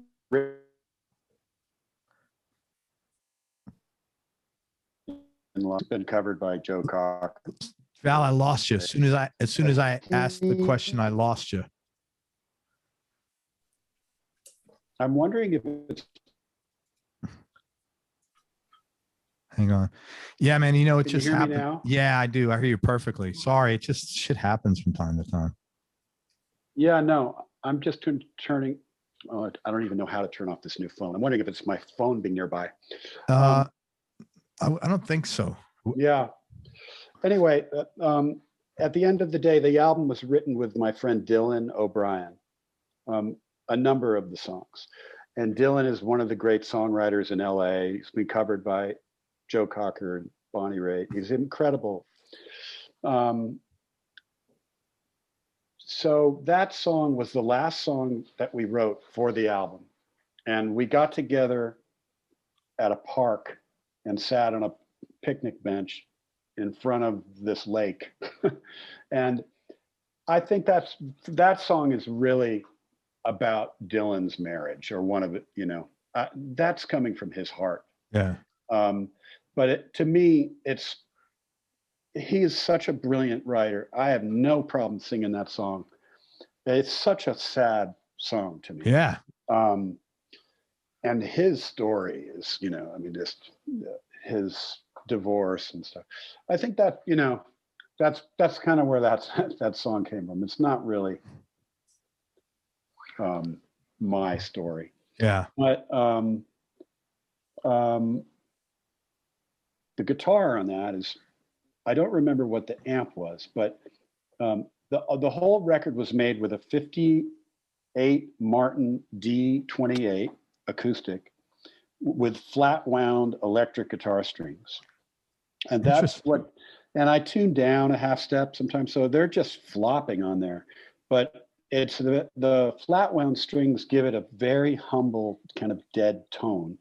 And so that kind of I think that not to nerd out on gear, but I think that guitar sets the tone for that record, because the whole record is played with just me and the guitar. It's very melancholy. Yeah.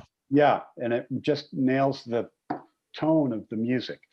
But, and then the electric guitar on there I really loved it too. It's a 59 Jazzmaster. I love playing Jazzmasters.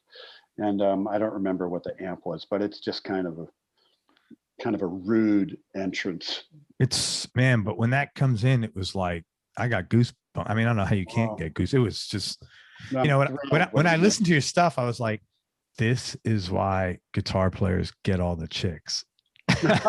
No, because it's like, I could just see women just listening to all this stuff and falling apart, and and like lemmings off a cliff. It was absolutely true. It was just great. Didn't know what to do with them. Was the problem when I got them. Great stuff, man.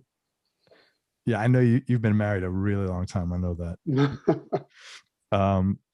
Yeah, what a great song. And then let's talk about the song, the closing track, which I love because it's a long song too. It's 5.5 minutes long. It's called Rare Bird. Very, again, beautiful and sad. The pain that held you down is nowhere to be found. You're free now. What's that song about? And who's the female singer with you? She's awesome. And the two of you together sound great. Yeah, she sang on the whole record, almost the whole record with me. Her name is Z Berg. Yeah. And she just released an album last year that is so good. She's brilliant, brilliant writer, and as good of a singer as I've ever sang with. I mean, she would be my first choice to sing with, because she's the daughter of the producer, Tony, who produced the record. And Tony is a brilliant guitar player, arranger. So she grew up with him. So she's a mini me of him. Yeah. Which is kind of annoying, actually, but they're super opinionated. They're like scary, smart family. Ridiculous. So it sounds great. Oh my God. The two of you guys sound great together. Really yeah. Cool. I mean, there's a song Tokyo Girl on there, which I think is as good of a song as I've ever been involved with. And that song I wrote after Shelly and I had this horrendous fight one night. And I met my wife, Shelly, in Tokyo. Oh, cool. In a bar. So the song is about meeting her. And we had a terrible fight. And then I was just like one of those fights where you're just like shaking, pissed off. I don't know if you ever fought with your wife, but you've been together 28 years. What the hell do you think? No, like the same. We have the same similar. Yeah, we're a month apart. But you know what? You ever talk to these people like, I never fight with my wife. We just don't discuss it. I'm like no, you're going to kill her one day. You need to have a fight. Come on. Do you even speak to her? I mean, how can you not fight with anybody you're around all the time for 28 years? I mean, it's like, come on, man. Well, my wife is, Italian blood, so. So you lose every time. Oh my God. You better be careful. But no, she's awesome. But we had one of those fights, and I went into my studio, which at the time we were living in the Valley, I had a detached studio in the backyard. And I wrote that song, like a good majority of it. And a good amount of it. Dylan O'Brien, he came in and made it, he put the smarts into it. It's pretty brilliant what he can do. but I'm not really good at finishing songs, but I can get a good chunk of the, you know, the meat of them and the chorus. And I had that song, and the tone of it came from this horrible fight. And I went and wrote like what I consider as good of a love song. I mean, that is a really, really good song. If I do say so myself, I think it's Hey, I got 5 stars in it. Tokyo Girl. Okay. Second song at the end of the day. It's a 5-star song. I agree. And I'm the first one to put myself down. It was like an act, like a passive aggressive act to like write a love song that pissed off at somebody, you know, like, I don't know. It was the only, you know, I don't know how it just lightning struck, but I don't know how that came out of that horrible feeling I was having, you know. Do you guys, or let's say, do you look back at like arguments you've had, and like, because right now we're in a great place. If we don't want to argue, and so if we ever have a little, you know, one of us is quick to say, "Hey, I'm sorry. Let's." You know, like who wants to fight? I'm fucking 57 years old, and we've been together forever. And it was like, there's no issues. We're on the same team. There's nothing to fight about, really. Yeah. You know. But I look back at some of the arguments we used to have, and it's like shameful. I'm ashamed of myself. I mean, seriously. And I hear you. And I've told my wife this. I'm like, I'm so sorry. I was really an asshole at times, you know, just because like fighting over nothing, you know? Yeah. No, we're pretty good about like, you know, fixing it. Yeah. You know, it's like, who wants to argue at this point? Yeah. Not that you don't want to, like, I don't mean fixing it in a passive aggressive way. I mean, just like working it out. Say, you know what, here's here. I'm sorry. We're both on the same team. Let's just, it's, you know, it's resolving, like genuinely resolving the little bullshit I was a butthole. I'm sorry. You know, I mean, and she does it too. You know, we both, we don't, I mean, when you've been together that long, you obviously stayed together. Right. Some hard shit. The worst is over. No, it is. Thank God. You know? So okay. So you wrote, talk about Rare Bird, man. What's that song? Well, Rare Bird, you know, that one I wrote myself, and that's just I wrote that after my mother passed away. My mother had cancer, and you know, I watched her go in an excruciatingly painful way. I'm so sorry. Yeah, you know, it's so yeah, that song came out of that, and yeah, she was amazing, and we actually wrote a song together. I lost my mother and my brother 6 months apart from each other. Jason, my God. And my mother, yeah. Jason was, you know, was doing heroin, and you know, and God, we have a lot of shit in common. That's right. Do we? Yeah, I lost my brother. Yeah, drugs. You mentioned that. Yeah. I know we have a lot of. We need to have parallels. We need to have some like a bottle of alcohol. I can do that. We need to have a sit down. Back, give me this. I'll be right back. It's 5 o'clock somewhere. You know, that's my tough, brother, man. I'm so sorry. Yeah, you know, it's sort of like it's been so many years. It's been 30 years. Which is just, I can't even believe that's right. But I was 26 years old and I lost my brother, and it was, you know, I knew he was using. You never imagine that's going to happen. You know, I just never imagined he was going to die. I thought maybe he'd go to jail, you know, but, and I found out I was on tour with Ivan Neville. No, that was finding out my mother was out of remission. I found out my mother was out of remission on a National Enquirer in a grocery store line on tour. God. But my brother, I found out he died while I was watching the news one night, and a newscaster came on and said, "Son of celebrity drug overdoses," and I just like, oh, wonder. And I went to my phone. I had just got home from watching the Fabulous Baker Boys. and hit my phone machine, and my brother was on there, telling me. Holy crap! I'm sorry, man. That's a tough one. Yeah, it's I mean, I like talking about it because I miss them so much, and it just makes me feel connected to them, as painful as it is. Good. But my mother and I wrote the song "Deal with It" on that record, and she'd never written a song. We wrote it in the 6-month period after he passed away. After he passed away, she just she gave up, but she was approaching the end of her fight, Yeah. And that just really did her in. But that song, she was so thrilled to be, to be a songwriter now, and so to give her that was the greatest. It's a nice thing, a great gift for you to give her. Yeah, we wrote it by the swimming pool, and she was just like blown away. And we wrote the lyric together, but she wrote the chorus, "To deal with it, you've got to be made of steel." And it was great. I don't know if I'm gonna get through this interview now. Jesus Christ. Yeah. Take your time, man. Well, for whatever it's worth, no joke. Deal with it. 5 stars. I love. It's such a beautiful. It is such a beautiful record, man. It's really. Yeah, that's my favorite on the record. That song, and that's got me, Z on the harmony, and Jackson, and Jackson also sang on Tokyo Girl. You're a hell of a slide player too, man.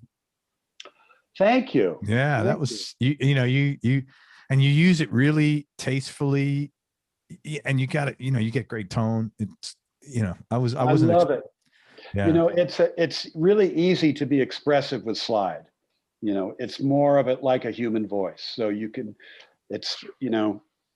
I do it all the time just because, it's easier to sound like like my own voice. Yeah.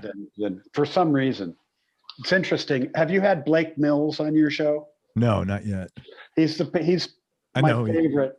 He's my favorite new guitar player.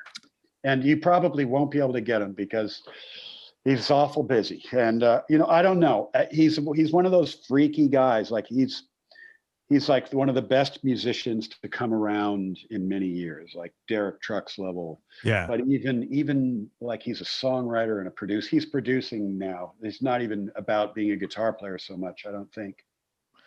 But I lent him my guitar, this slide guitar I have. I'm pointing at the telly, a different guitar. I thought it was behind me, but I lent it to him, and then he called me like weeks later. He's like, I can't give you your guitar back. And I'm like, you're going to have to give me your guitar back. First of all, I'm way bigger than you. Second of all, you don't need my guitar as bad as you think you do. You're really quite good. Yeah. And anyway, he wasn't bringing it back. And I've had this guitar since I was a teenager. This of all my guitars, I kind of wanted to give it to him. This guy is a virtuoso, and now my guitar is sort of known in guitar magazines as the Blake Mills guitar, because he ended up like having a guy make a copy of it.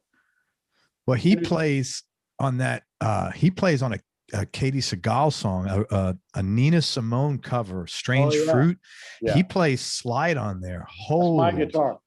Dude, I mean, first of all, that's such a great song, and I give Katey credit because that's a powerful song. You got to have some balls to cover that, and she did a great job. But I mean, a phenomenal job. But the slide on there, whew, that's the guy that produced that used to call me.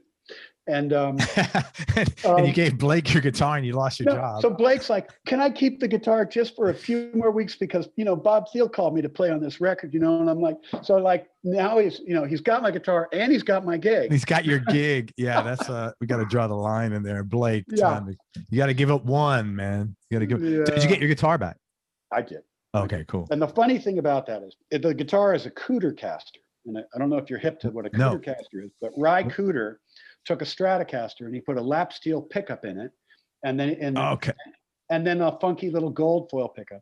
So he's kind of the guy that did this first, and they're known as Cooter casters now.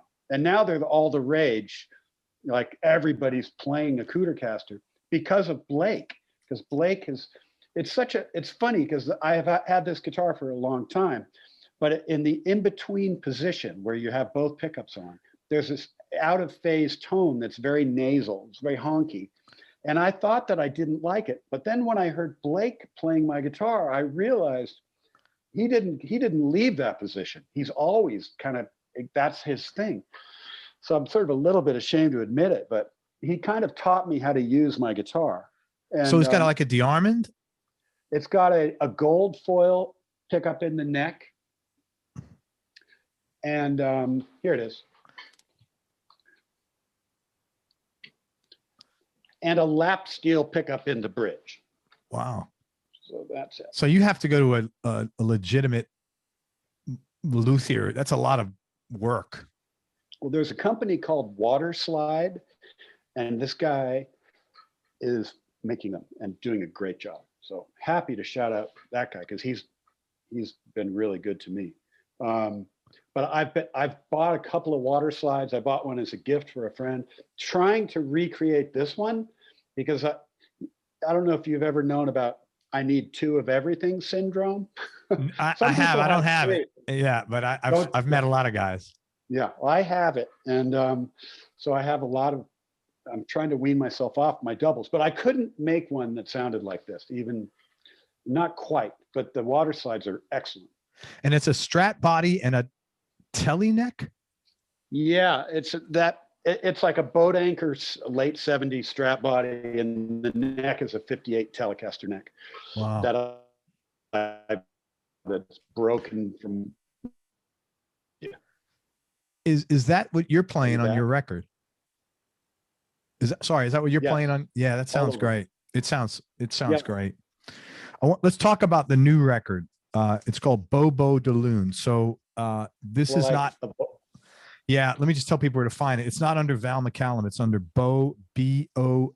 It's B-E-A-U. I had it backwards here. Beau B-E-A-U. Beau B-O-W de Lune. D-E Lune. And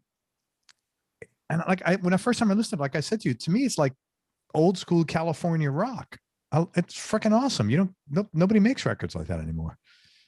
That's what I grew up on. I mean, it's awesome. Born and raised here in Los Angeles. I did a podcast with Josh Smith. Mm. One of his questions was, "What guitar players are you embarrassed to have as influences?" And I honestly couldn't answer the question. I couldn't think of anybody until after. It was like, well, I just drew a blank, And after the interview, I was like, the Eagles. Why? Those guys were great. Well, yeah, they were like a major influence on me. Don Felder's solo on One of These Nights. I mean, give me a break. It's like perfection. Awesome. And Joe Walsh. But back then it wasn't. It was Bernie Leadon. But to hipsters in the east side of Los Angeles. Really? The Eagles are not cool at all. They just, I mean, it is very, very commercial. I mean, you have to admit. Some of their stuff was, but you look at something like I'm a huge Joe Walsh fan. Like his stuff was great songs. I don't know how they were commercial in their appeal, but they weren't necessarily commercial song, like In the City even. Yeah, but the cool factor, like Joe Walsh. Yeah, the cool factor. The Eagles. Yeah. Right. The Eagles were like a pretty. I mean, boy, everybody's mom liked the Eagles. Right. They were just going so mainstream. But I mean, come on, it's just undeniably Don Henley's voice was just incredible. He's one of my favorite singers. Yeah, he's got a great voice. And some of the songs, Desperado. I mean, those are that's a beautiful song, man. I mean, oh my God. No, they wrote Pretty Maids All in a Row, even. I mean, what a great track that is. Eagles, yeah. Yeah. Joe Walsh, right? No, that was the Eagles. That was from, I think it's on Hotel California. Oh, right. Yeah. Great song. Yeah, I mean, yeah, it was a. Yeah, and that's weird. We never had that on the East Coast. Everybody loved the Eagles. Yeah. I will tell you something funny though. You said everybody's mom. REO Speedwagon, Dave Amato, I'm sure. Yeah.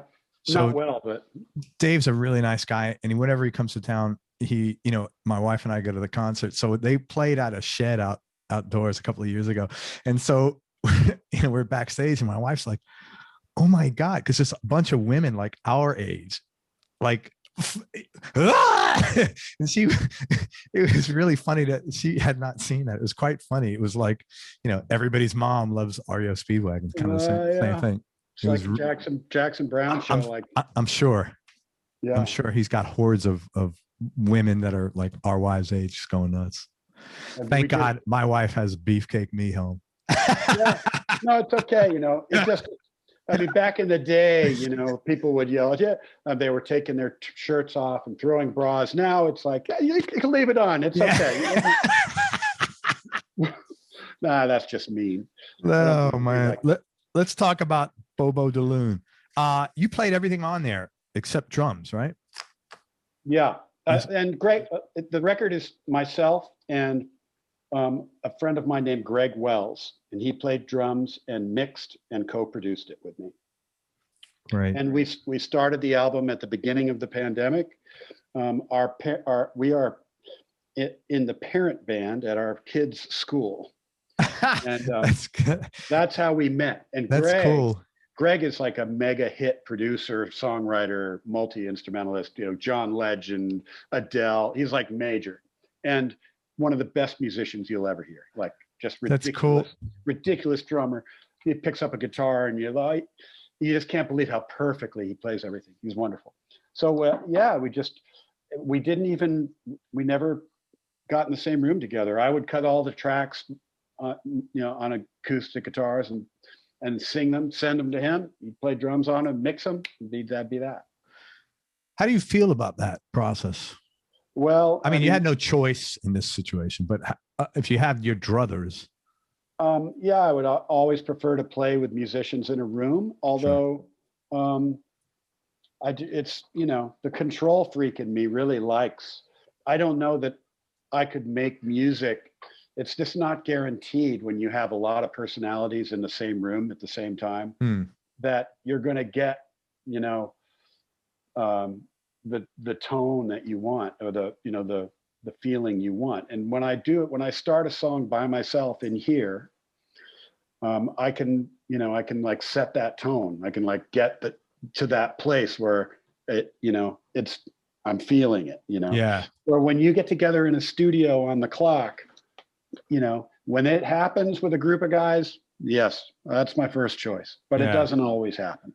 Oh, interesting. Well, for me, and trying to sell a song and sing, there's something. No, that's got to be real. That's realistic. I think what you're saying. It's different if you're a band and everybody has their, I don't want to say their role, but their value. This is where I bring value. This is where I bring value, and they know that. Yeah. But when when it's almost like, for lack of better, session players getting together, I could see what you're talking about. Yeah. I like it. I like both ways of making music. I think, I used to think that this was the wrong thing, and that I used to feel like I could hear like, oh, this drums have been applied to this. This guy didn't play at the same time as the guitar. I used to feel like I could feel that. But now when I listen to this record we just made, and maybe it's because of how good Greg is, the drums don't feel like that to me. It feels like, wow, that sounds almost like a band playing, so. Yeah, I've heard a lot of records that sound really good that I was shocked to find out they were made, piecemeal. Yeah, they were sending MP3s or, whatever the quality, this is one of them. It's a great record. Anything in particular outside of COVID going on in your life when you put the songs together, when you wrote them and Well, this record lyrically, I had a writing partner. He wrote all the lyrics on this record. And I definitely, the song Aware, the last song on the record, I would relay a story of something that I wanted to write about, what the song to be about. But his name is Beau Thayer. He's from Gaysville, Vermont, and is one of the great Vermont songwriters, artists, inventors. He's like got a Bow, he calls it the Bow guitar. He's got this banjo guitar that, he builds. People in Vermont are unique. They do everything. They have to survive incredibly cold winters. He built his studio. He's a carpenter. He calls himself a crapenter because he thinks it's dodgy work, but you should see it. It's beautiful. Yeah. Incredible. The guy's incredible. And he's a painter. And you find people like that in the woods of Vermont, that they're just multi-talented, Anyway, Beau, his lyrics he's an incredible lyric writer. But I relate a story of when my siblings and I put my mother's ashes in the ocean. And we got together. I held her ashes at home for years, and we couldn't coordinate to go and put them in the beach in Malibu, Is that what she wanted, or is that where you guys wanted? She didn't say what she wanted, but we that makes the most sense, Yeah, I was always wondering about that, because I think we're both going to be cremated. I'm like, what? And we have all these pets that we've cremated. I have fucking ashes from 5 animals. I put my cats in the ocean too. Did you really? I mean, I love these little animals, man. They were a huge part of our life for 20 years, each one of them. And I don't know. I mean, I told we have a bunch of, I say, Ann, we need a cemetery in your house. Yeah. It's we need a room for this pretty soon. We can't. So I'm just asking, because it's interesting how you came to that conclusion. Set them free. I don't know. Yeah. I highly recommend it. But this night was unbelievable. We had a bottle of wine. We brought our guitars. We sat around, played some songs. The moon was out. It was dead calm. We waded out into the ocean in the moment to release her. A big wave came out of nowhere. It was a very calm water. And, I'm not I'm pretty skeptical, spiritually. Mm-hmm. But this was one of those moments where I was like, oh, wow, that was really weird. Because just as we were releasing her ashes, we were all knocked on our asses by this wave. It was, very, very amazing experience. So I relayed that story to Beau, and he comes up with "Are you aware that you are aware?" as a chorus. That was and the piece of music, I wrote that music right after my mother passed away. So I had that piece of music for years, or all these years, and I've written some lyrics to it that I didn't think were as good as it, and then he came out with that, So there's a few songs on the record that came out of stories like that. There's a song called Reverence, which is the opening song. And that came out of my telling him about the Al Green session for Ally McBeal. Yeah.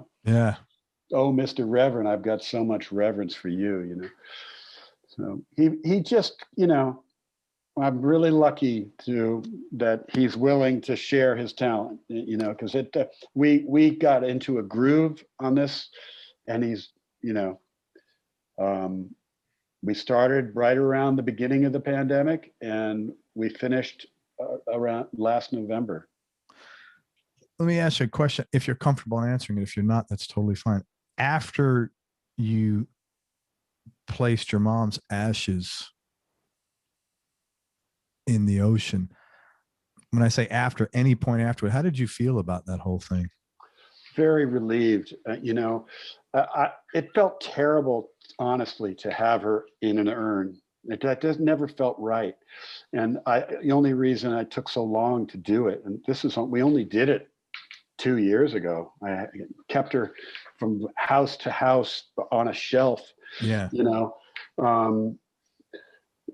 was just logistics, getting my siblings together. And I have cousins that I wanted to be that live in Canada. It just, at some point I had to do it. Couldn't get everybody together. Because it was 20 odd years later. Yeah, 30 years. She died in 1989. Yeah. Or 90. Okay. So, it really felt really good. It felt really good to set her free. Yeah. Thank you for sharing that. How does this end? That is another track I loved on the second to the last track on Beau Bow de Lune. What's the backstory behind that? And I thought as I listened to it a bunch of times, it was like a real adventurous track. I could almost see like, for whatever reason, I envisioned almost like a horseback ride. That's cool. Like that would be a great, something to license. Yeah, I love the feel of the music to that, because that one, I think the title was my idea, because I think I got the title from the movie The Truman Show. Okay. The Truman Show with Jim Carrey. There was a love interest that had a button that said, "How does this end?" I think, and I thought, wow, that's a good title. That is a good title. And the music. That's a good question to ask anything. Like, how does this, like any. Well, like during this pandemic, I mean, that's what I've been thinking. Yeah. How does this end? Like, is it going to end? Like, are we going to ever be able to hug our friends again? Or I did a session with all my closest friends yesterday, and as great as it was to see everybody, it was equally as painful to not be able to give them a hug.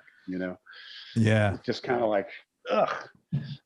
But the music to that, I was totally thinking like Fleetwood Mac, like Peter Green kind of era Fleetwood Mac, Zeppelin-y.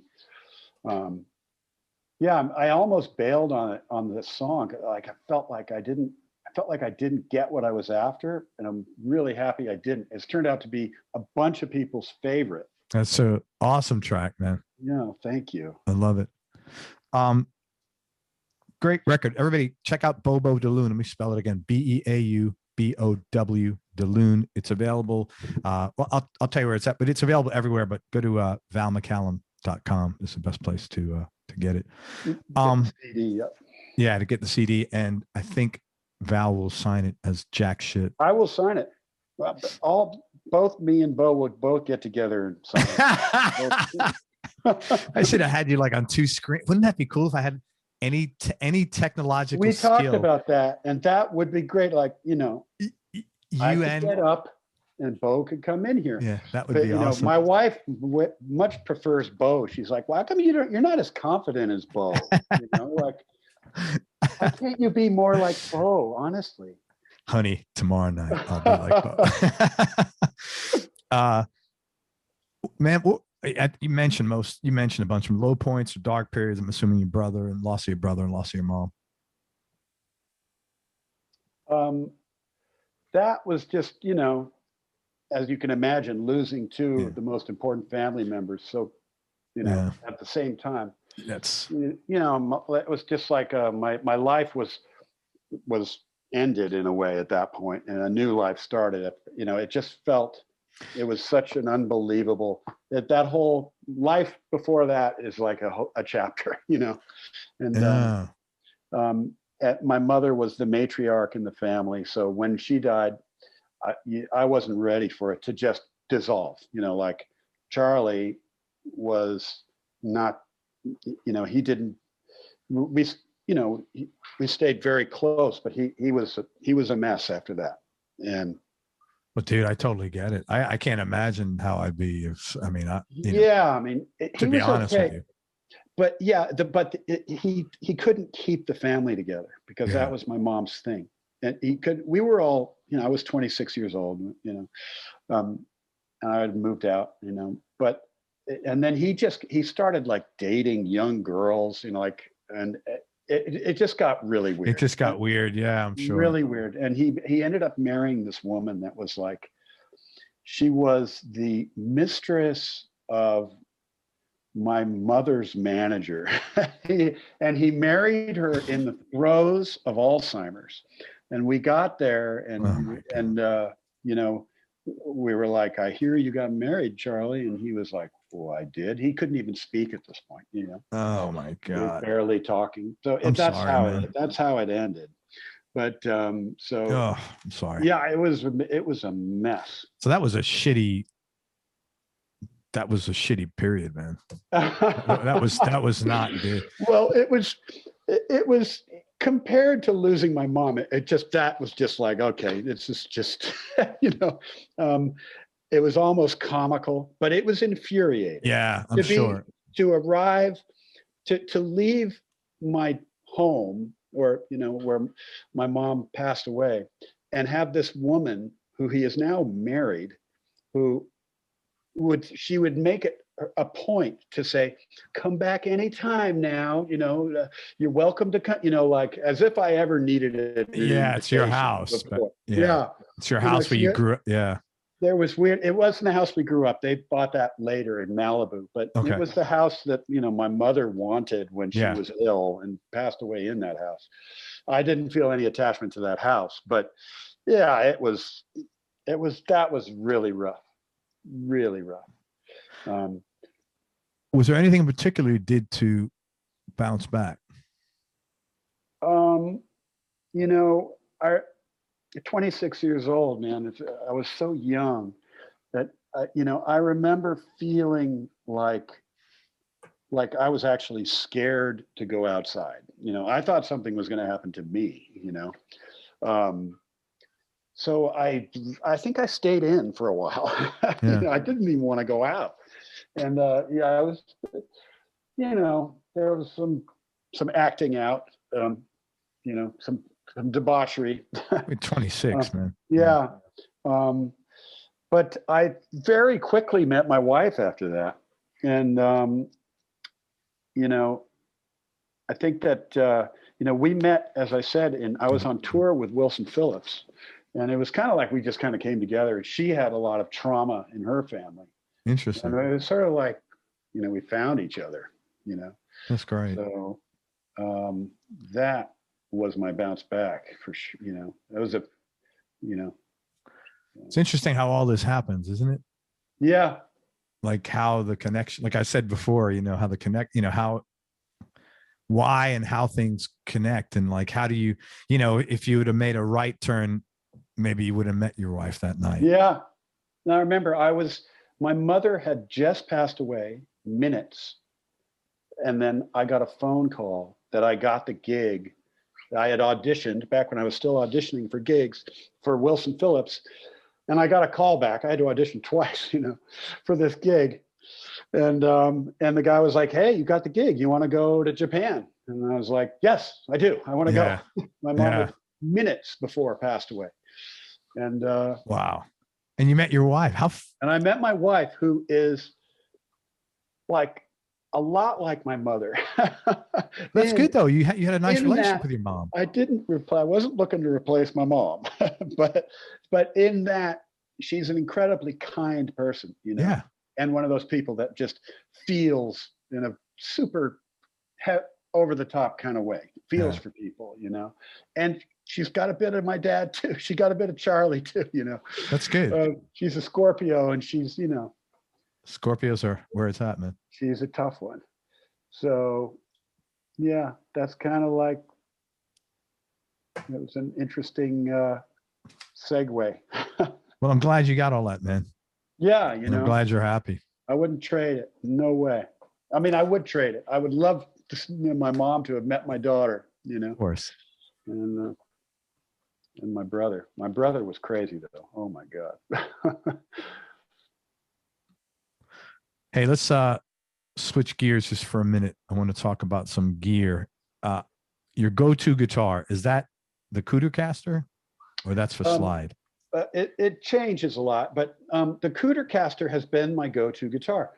And I have another slide guitar that I typically don't just play slide on. I set them up for slide. I like the action to be heavy and high, because I don't really want to be tempted to do anything fancy. So I find if you make the guitar almost impossible to play, then you're going to be forced to play something meaningful. So you keep your regular guitar set action like for slide. Yeah, well, on a number of guitars, a number of them. I have this guitar that I did a gig with Jackshit, and at a winery, at a vineyard, and the owner of the vineyard said, I've got a gift for you after the show. And I thought he was going to give me some wine, Yeah. but I think he did. But he gives me this like Japanese Gaia-tone copy of a Strat that he gets out of his barn. It's got chicken shit all over it. And I was like, thank you. Thanks. Yeah. And it has turned out to be my go-to guitar. I have. I have 100 guitars. Do you really? Well, 70. Wow. I have vintage guitars. I've got 3 gold tops. I've got some really special guitars. Wow. Hang on. All right, let's have show and tell time, man. All right. Now this thing is the Gaiatone. So and I put the different pickups. Okay. So it's got a vintage, this is a vintage Gretsch. Yeah. Well, I forget what they call that. Filtertron. Mm-hmm. And then this is a Seymour Duncan Firebird neck pickup. Yeah. Yeah. So, and then what the hell does that sound like? Well, it sounds like a Gretsch and a Firebird, actually. What made you put a Firebird in? Haven't seen that maybe once. Well, I play Firebirds a lot, and Jackshit, I play Firebirds. I love Gibson Firebirds. I play with Jackson as well, and Firebird enthusiasts appreciate the neck pickup of a Firebird is like the best sounding neck pickup. It's an incredible thing. Bridge pickups on Firebirds are bright. I'm not wild about them. I usually change that, but so this combination with the super heavy strings, I use 12 flat wound strings, 12s. Wow. But you're like I said, you're big, you're pretty tall. You're like really tall, aren't you? Yeah, I'm 6'6". Holy shit. I would look like you're like mini me next to you. Wow, 6'6". You know who's really tall too? Do you know Greg Koch from the guy who does the? We're friends on Facebook, and we've talked about I'm such a fan. That guy's like freakishly good. He is, and he's so funny. I wanted to do like Beau Shit and Greg Koch. Oh, you guys should do an interview. We should do. You should do an interview. Although I hesitate because his chops are just so astounding. He's freakish. He's the number one person that most players I have on the show would say he's amazing. He's amazing. Yeah, he really is. He's amazing, and he's so funny. He's equally as bizarre. Yeah, he is. But what's interesting about him? I said to him, "What's the most?" I think I asked him something like, "What's something about you that people are surprised to hear?" He goes, "Everybody comes over to me and says, 'Hey, man, let's go have a drink. Let's go party.'" He goes, "I'm sober, man. I haven't drank in years." And so he says, "People are always." Everybody's sober. Yeah, half probably, yeah. But he said, it's funny. Someone came over to me. I was at NAMM. They said, "Hey, man, are you sober?" I'm like, "No." I was like, "Is that okay?" But he, so he said that if people are really disappointed when they're actually disappointed, like when they learn, like, I wanted to have a drink with you. I wanted to get, because he is so his humor he's so funny, so outlandish, Oh, he is. I love that kind of humor. I can't even describe it. It's just truly, naturally funny. Yeah, he's a funny guy. Okay, so Gaiatone Japan with your own pickups. That's pretty cool, man. That's your number one. Well, it has been lately, then I have a, where is it? They have a Telecaster up there in the back wall. Over there behind your left shoulder, right? Yep. Yeah. That has been my security blanket guitar. Hang on one second. Yep. Let's show you this.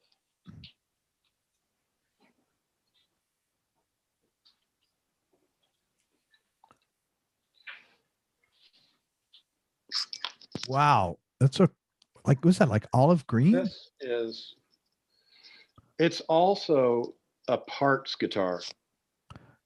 That's like olive green. Another Firebird pickup. Yeah, no, this is actually it's a mini humbucker, like a Firebird. This is an Epiphone mini humbucker.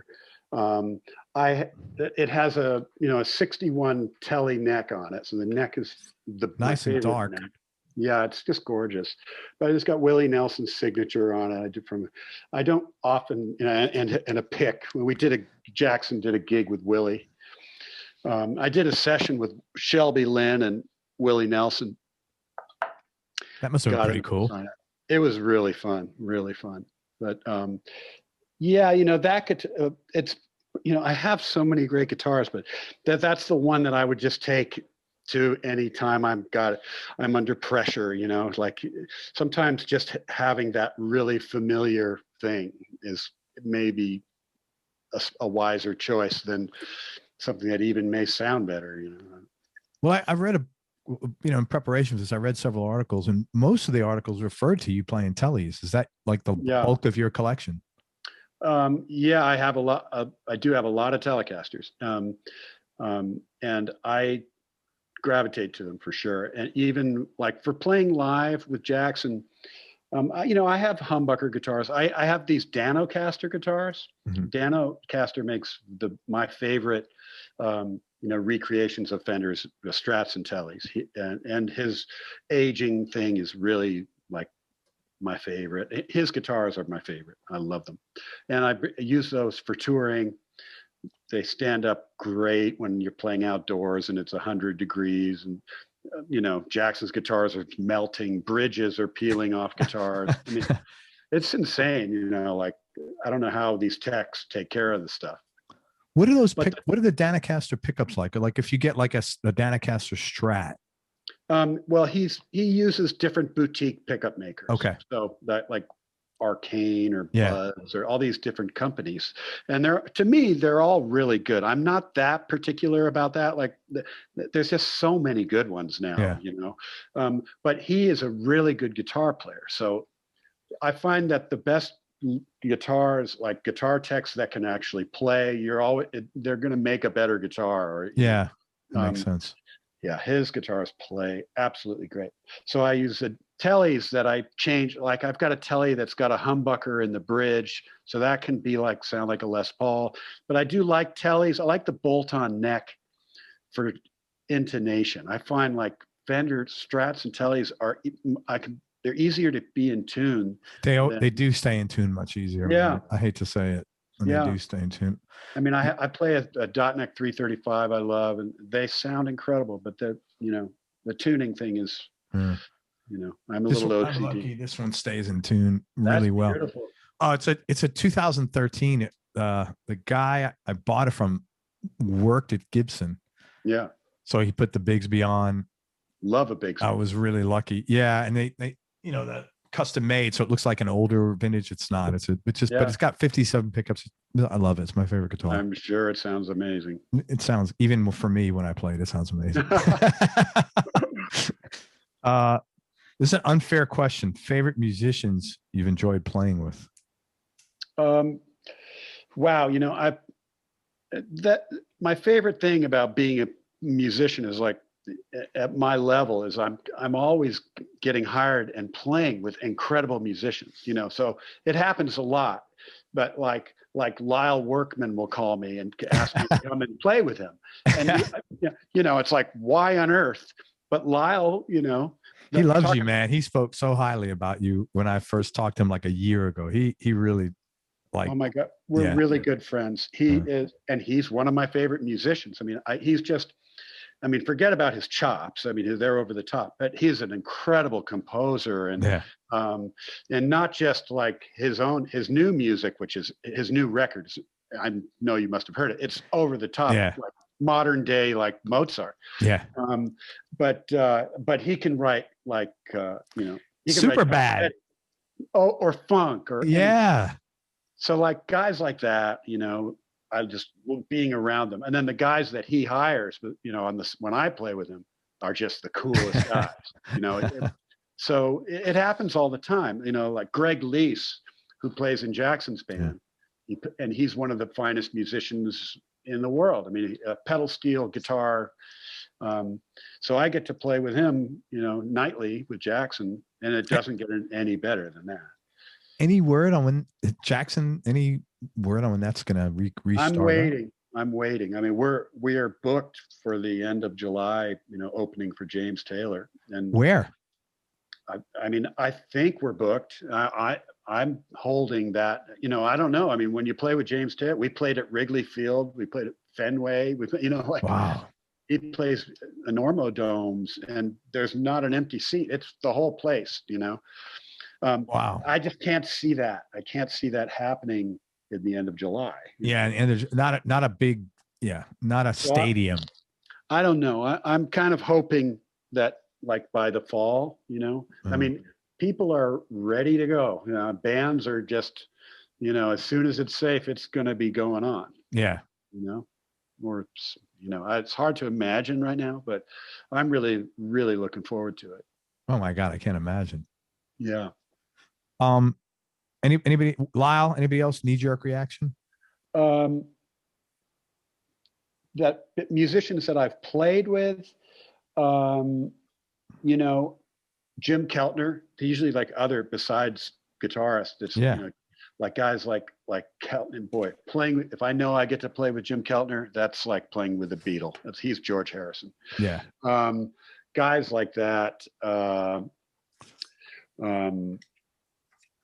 don't get to play with other guitar players that much. Michael Landau is like one of my biggest influences as a guitar player. I think that he is, he's one of my biggest inspirations. Like if I need to be inspired, I'll go to the Baked Potato and hear Michael. Like, he is a freak. Well, he's got it all. He's got chops and he's got tone and just for days. Unbelievable.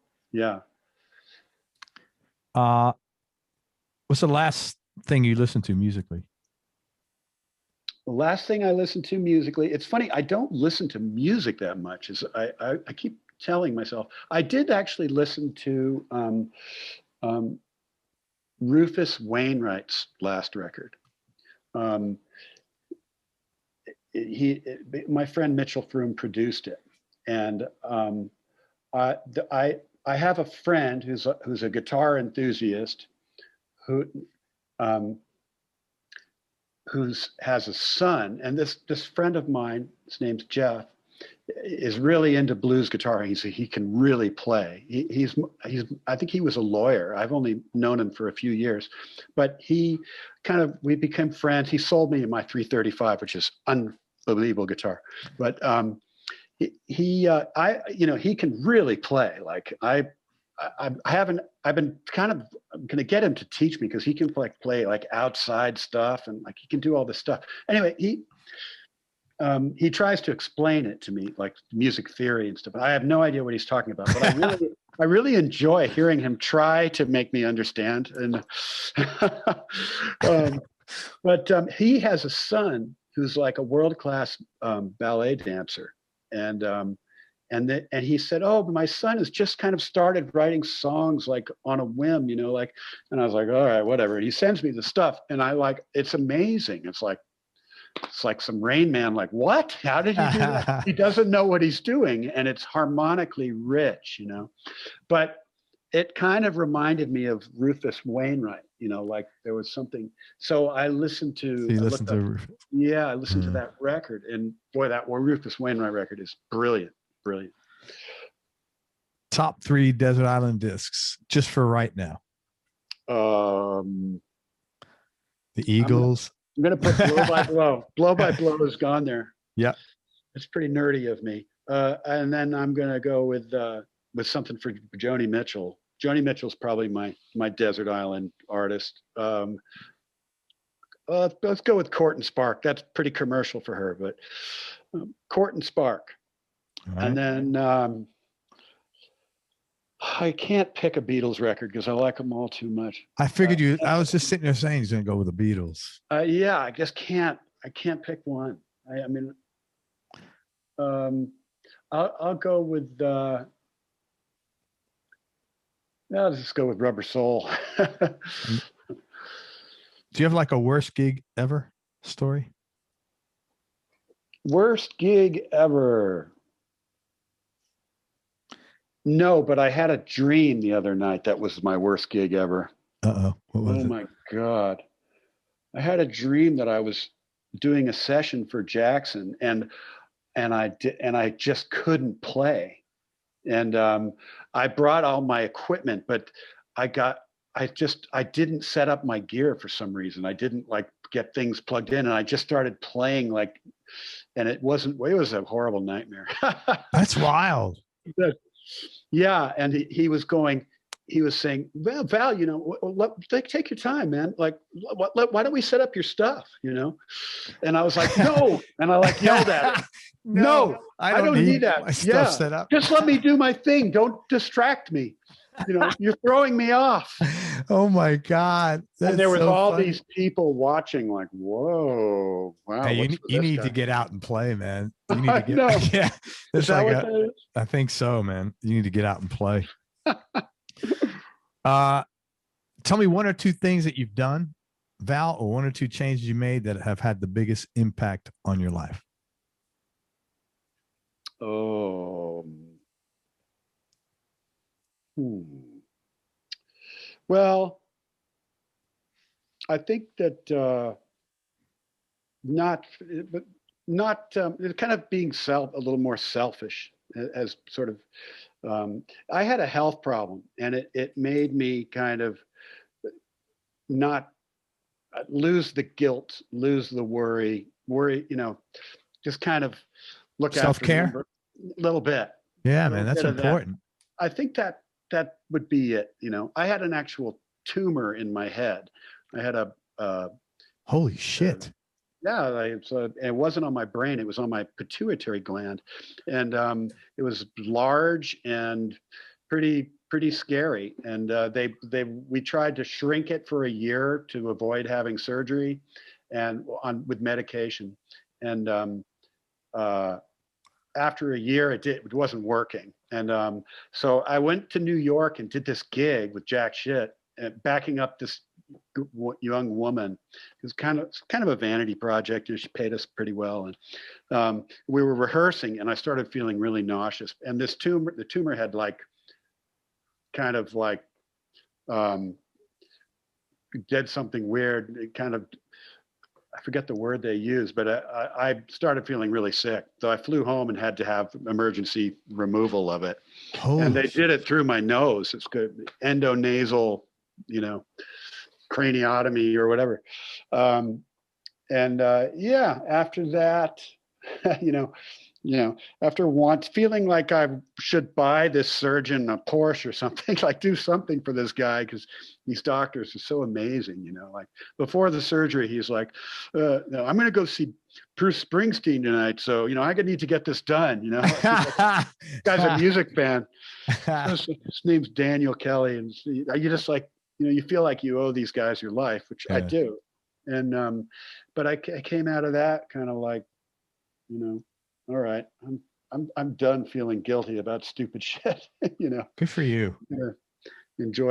Try to really enjoy joy. You know, feeling. Man, joy. How long ago was this? That was on my daughter's, right around her first birthday, about 13 years ago. Yeah, 12 years ago. Pituitary gland. How did you detect it? Like, were you gaining weight or something, or? Yeah, as a matter of fact, I was gaining weight, and I detected it by having terrible headaches. Yeah. But the pituitary gland, it controls hormones. Yeah. And, wow, holy shit! I had a trainer, this Iranian boxer. I used to take boxing with him, and I really loved it. But I was having terrible headaches, and he had a tumor, a similar small tumor in his head. And when I told him I had headaches, he just was insistent that I go and get an MRI. So he really kind of got me to, you know. Holy shit. So this is what I'm talking about. How does this shit happen? I know. Like, how many trainers are there out there? You pick the guy who's had the tumor that you're going to get. And he was like, exactly. He didn't have the same tumor, but he had around the same time, he had a tumor that, you know, it was a benign tumor, but he like stopped our session and our workout session and said, let's call your doctor. You know, he's like, Val, no, I want you to call him now. I want you to make an appointment now. He was like, really? What a good guy. Like, the great guy. That's awesome. Shape it fitness in Woodland Hills. Val on the payback promo. Amir, ask for Amir. Oh, I love this guy. That's funny, man. Make sure you tip your waitresses. I'll be here all week. Yeah, right. I'm all about it. Yeah, man. Well, that's good. I'm glad. So you're like taking care of yourself a little better now. Yeah, yeah, Good. definitely. That's kind of what I came away with on that. It was life changing for sure. Super appreciative. Yeah, man. Enjoy every sandwich. Hug your friends. Yeah, man. Well, I'm glad that all worked out. Holy shit. Tell me one thing that you're proudest of doing or not doing, both in professional life and in your personal life. Adopting. You adopted your daughter. Oh, that's great. That's awesome, man. Well, I mean, maybe proud might not be the right word, but boy, that was, the best decision ever. That's awesome, man. Yeah. I mean, my kid, she's amazing. That's really cool. But professionally, anything there? What are you proudest of or happiest about?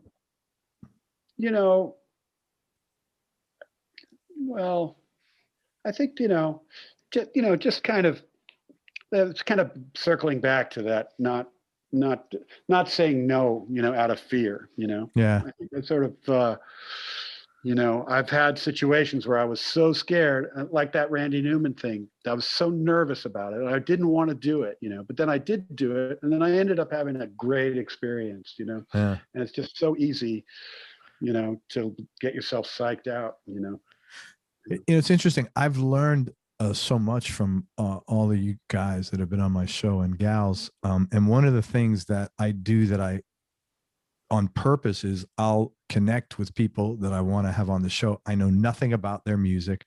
I don't even particularly like that genre of music, but I know I need to do it because it's going to make me smarter, better, better learn new music. And just, I've learned if I'm resisting something, do it. Only good can come out of it. Yeah. And I've learned a lot from you guys. Yeah, that's like the say yes to everything. I mean, that's my advice to young people is like, don't say no out of thinking you're above a situation or, like just say yes to everything. One thing leads to another. You'll meet other people. That's what it's all about. Totally. Especially in this business. Yeah. 3 more questions. And man, I just want to thank you for your time. I'm so glad we finally got to connect. Took a nation, took a village to connect us. And I'm really glad. And thanks. Here you go. What do you like most about yourself? I didn't say there are going to be 3 easy questions. Yeah, that's a really tough one.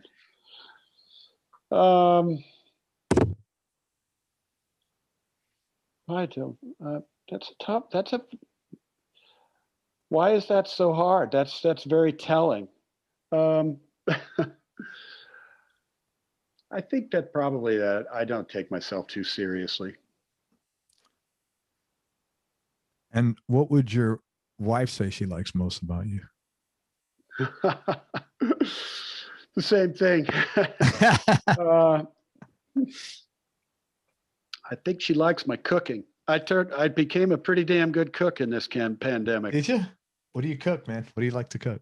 Well, just your basics, but I wasn't a cook before it, Yeah. And I'm really enjoying it. I really enjoy it. I make a good chicken piccata and I make a good meatloaf, some nice pastas. Dude.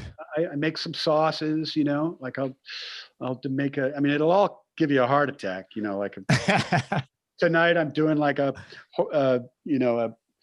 shallot butter with horseradish and Dijon sauce on a fillet, Listen to you. Oh yeah, you're on this, man. It's pretty fun. Yeah. Yeah. No, I do. I think that she might say the same thing. I think that she kind of does appreciate that that I'm not too serious, that I'm not, she might wish I was a little more organized and a little, but. Get that. You ever read, the hell is it? I can't forget. This book guy is pretty well known for organization. Anyway, it was really good. It helped me out a lot when I was. Interesting. All right. Hobbies outside of music? Well, I've always played golf. I love playing golf, although my game stinks so bad, but most people will say that, Yeah, most people. It's been getting older, and boy, golf is my golf has really gotten terrible, but golf is sort of about the social thing and going out and being outdoors and a walk in the park, Yeah. So you can't, once you get into it, it's hard, you can't quit as much as I've wanted to lately because it's so terrible. I love to ski. Do you golf with other musicians? Yeah, I golf with Bob Glaub, the legendary bass player. Yeah. Bob and I play every week, and a guy named Bobby Tsukamoto is another bass player. I don't golf with many guitar players. Most guitar players are smarter than me about taking up such a miserable sport. And the last question, biggest change in your personality over the last 10 years, and how much of that has been a natural part of aging and how much of that is intentional?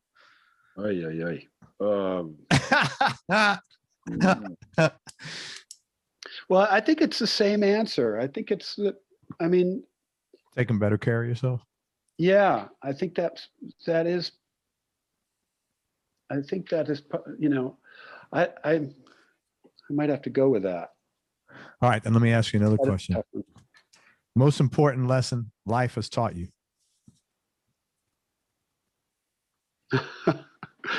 These are hard questions. All right, what's his string gauge? You told me 12. Much better. 11 through 49. I think maybe to just, it's to not worry so much. So, my mother used to tell me that just don't worry too. Take care of yourself. Go to the doctor. Make sure that you look after yourself. Very cool, man. Hey, let me tell people where to find you. Thank you again. I really appreciate it. You're a sweet guy, man. And your music is awesome. And I'm really glad I got to listen to all your stuff, man. I would love everybody to check out Val McCallum. It's ValMcCallum. He's got a YouTube channel, so subscribe to his YouTube channel. Last album is called Beau Bow de Lune, and the other ones, hang on one second. The first two records, which I love, I'm sorry, I have, see, now here goes my memory. See, you spoke too soon. Bump. What are the names? Here it goes. I still can't find which one? The Jackshit records? No. At the end of the day. At the end of the day. And Chateauguay. Yeah. And also check out Jackshit. They're three. Man, you know what else is? You have 6 solo records. Not many sidemen have 6 solo records. Well, Jackshit's not really solo. Not solo, but you know what I'm saying? Six records. That's pretty damn cool. It is. Yeah. That's what happens when you get to be 57 years old. No, man, that's what happens when you work. So check out Val's stuff. Go to his website at valmccallum.com. You can buy Beau Bow de Lune on there. He'll sign the CD. I'm going to lobby for Turtle's Head as the 4th album, man. I can't believe you haven't thought of that. Also, the record's available wherever you stream records, if you want to buy it from there or listen to it. Val is available for tracks, man. If you are interested in having him play on your record, either guitar or steel slide or vocals. He's super talented. He's got a studio. Let me tell you how to find him. Of course, if you are interested in that, send him your music. Give him a link to your music, what you're interested in, why you're interested, why you think it'll be a fit, what you're looking for. Yeah, so, reach out. Yeah, so he could listen to it and then get back to you. Yeah, I think I could see myself in that or not. And the email you can go to his you can go to the jackshittheband.com. And there's a contact form there, or if you want to skip that, just send him an email. It's Beaushit, BEAU shit. I think you know how to spell, at jackshittheband.com. Again, freshly bathed. Anything else? Any final words of wisdom, man? Baths are not overrated. I'll tell you. We were just talking about it. Get your favorite sandwich. Get on in there. Get some Epsom salts. I'm going to work on that tonight.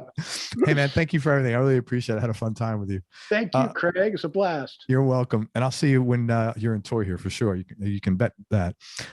Everybody, thank you so much for listening. If you enjoyed this, please share it on your social media channels. We appreciate your support. Thanks very much to Val McCallum. Thanks for sharing all your stories and being so open, man. That was very nice of you. Again, check out valmccallum.com, Beau Bow de Lune. Order the CD from valmccallum.com and subscribe to his YouTube channel. Just look up, is it just under Val McCallum or is it under Jackshit or? Yeah, I think it's just Val McCallum. Yeah. It's under Val McCallum. And again, if you are interested in working with Val on tracks, hit him up, Shit at jackshittheband.com. Lots of shit going on here, man. And thanks again. I appreciate it. Most important, remember that happiness is a choice, man, especially nowadays. So choose wisely.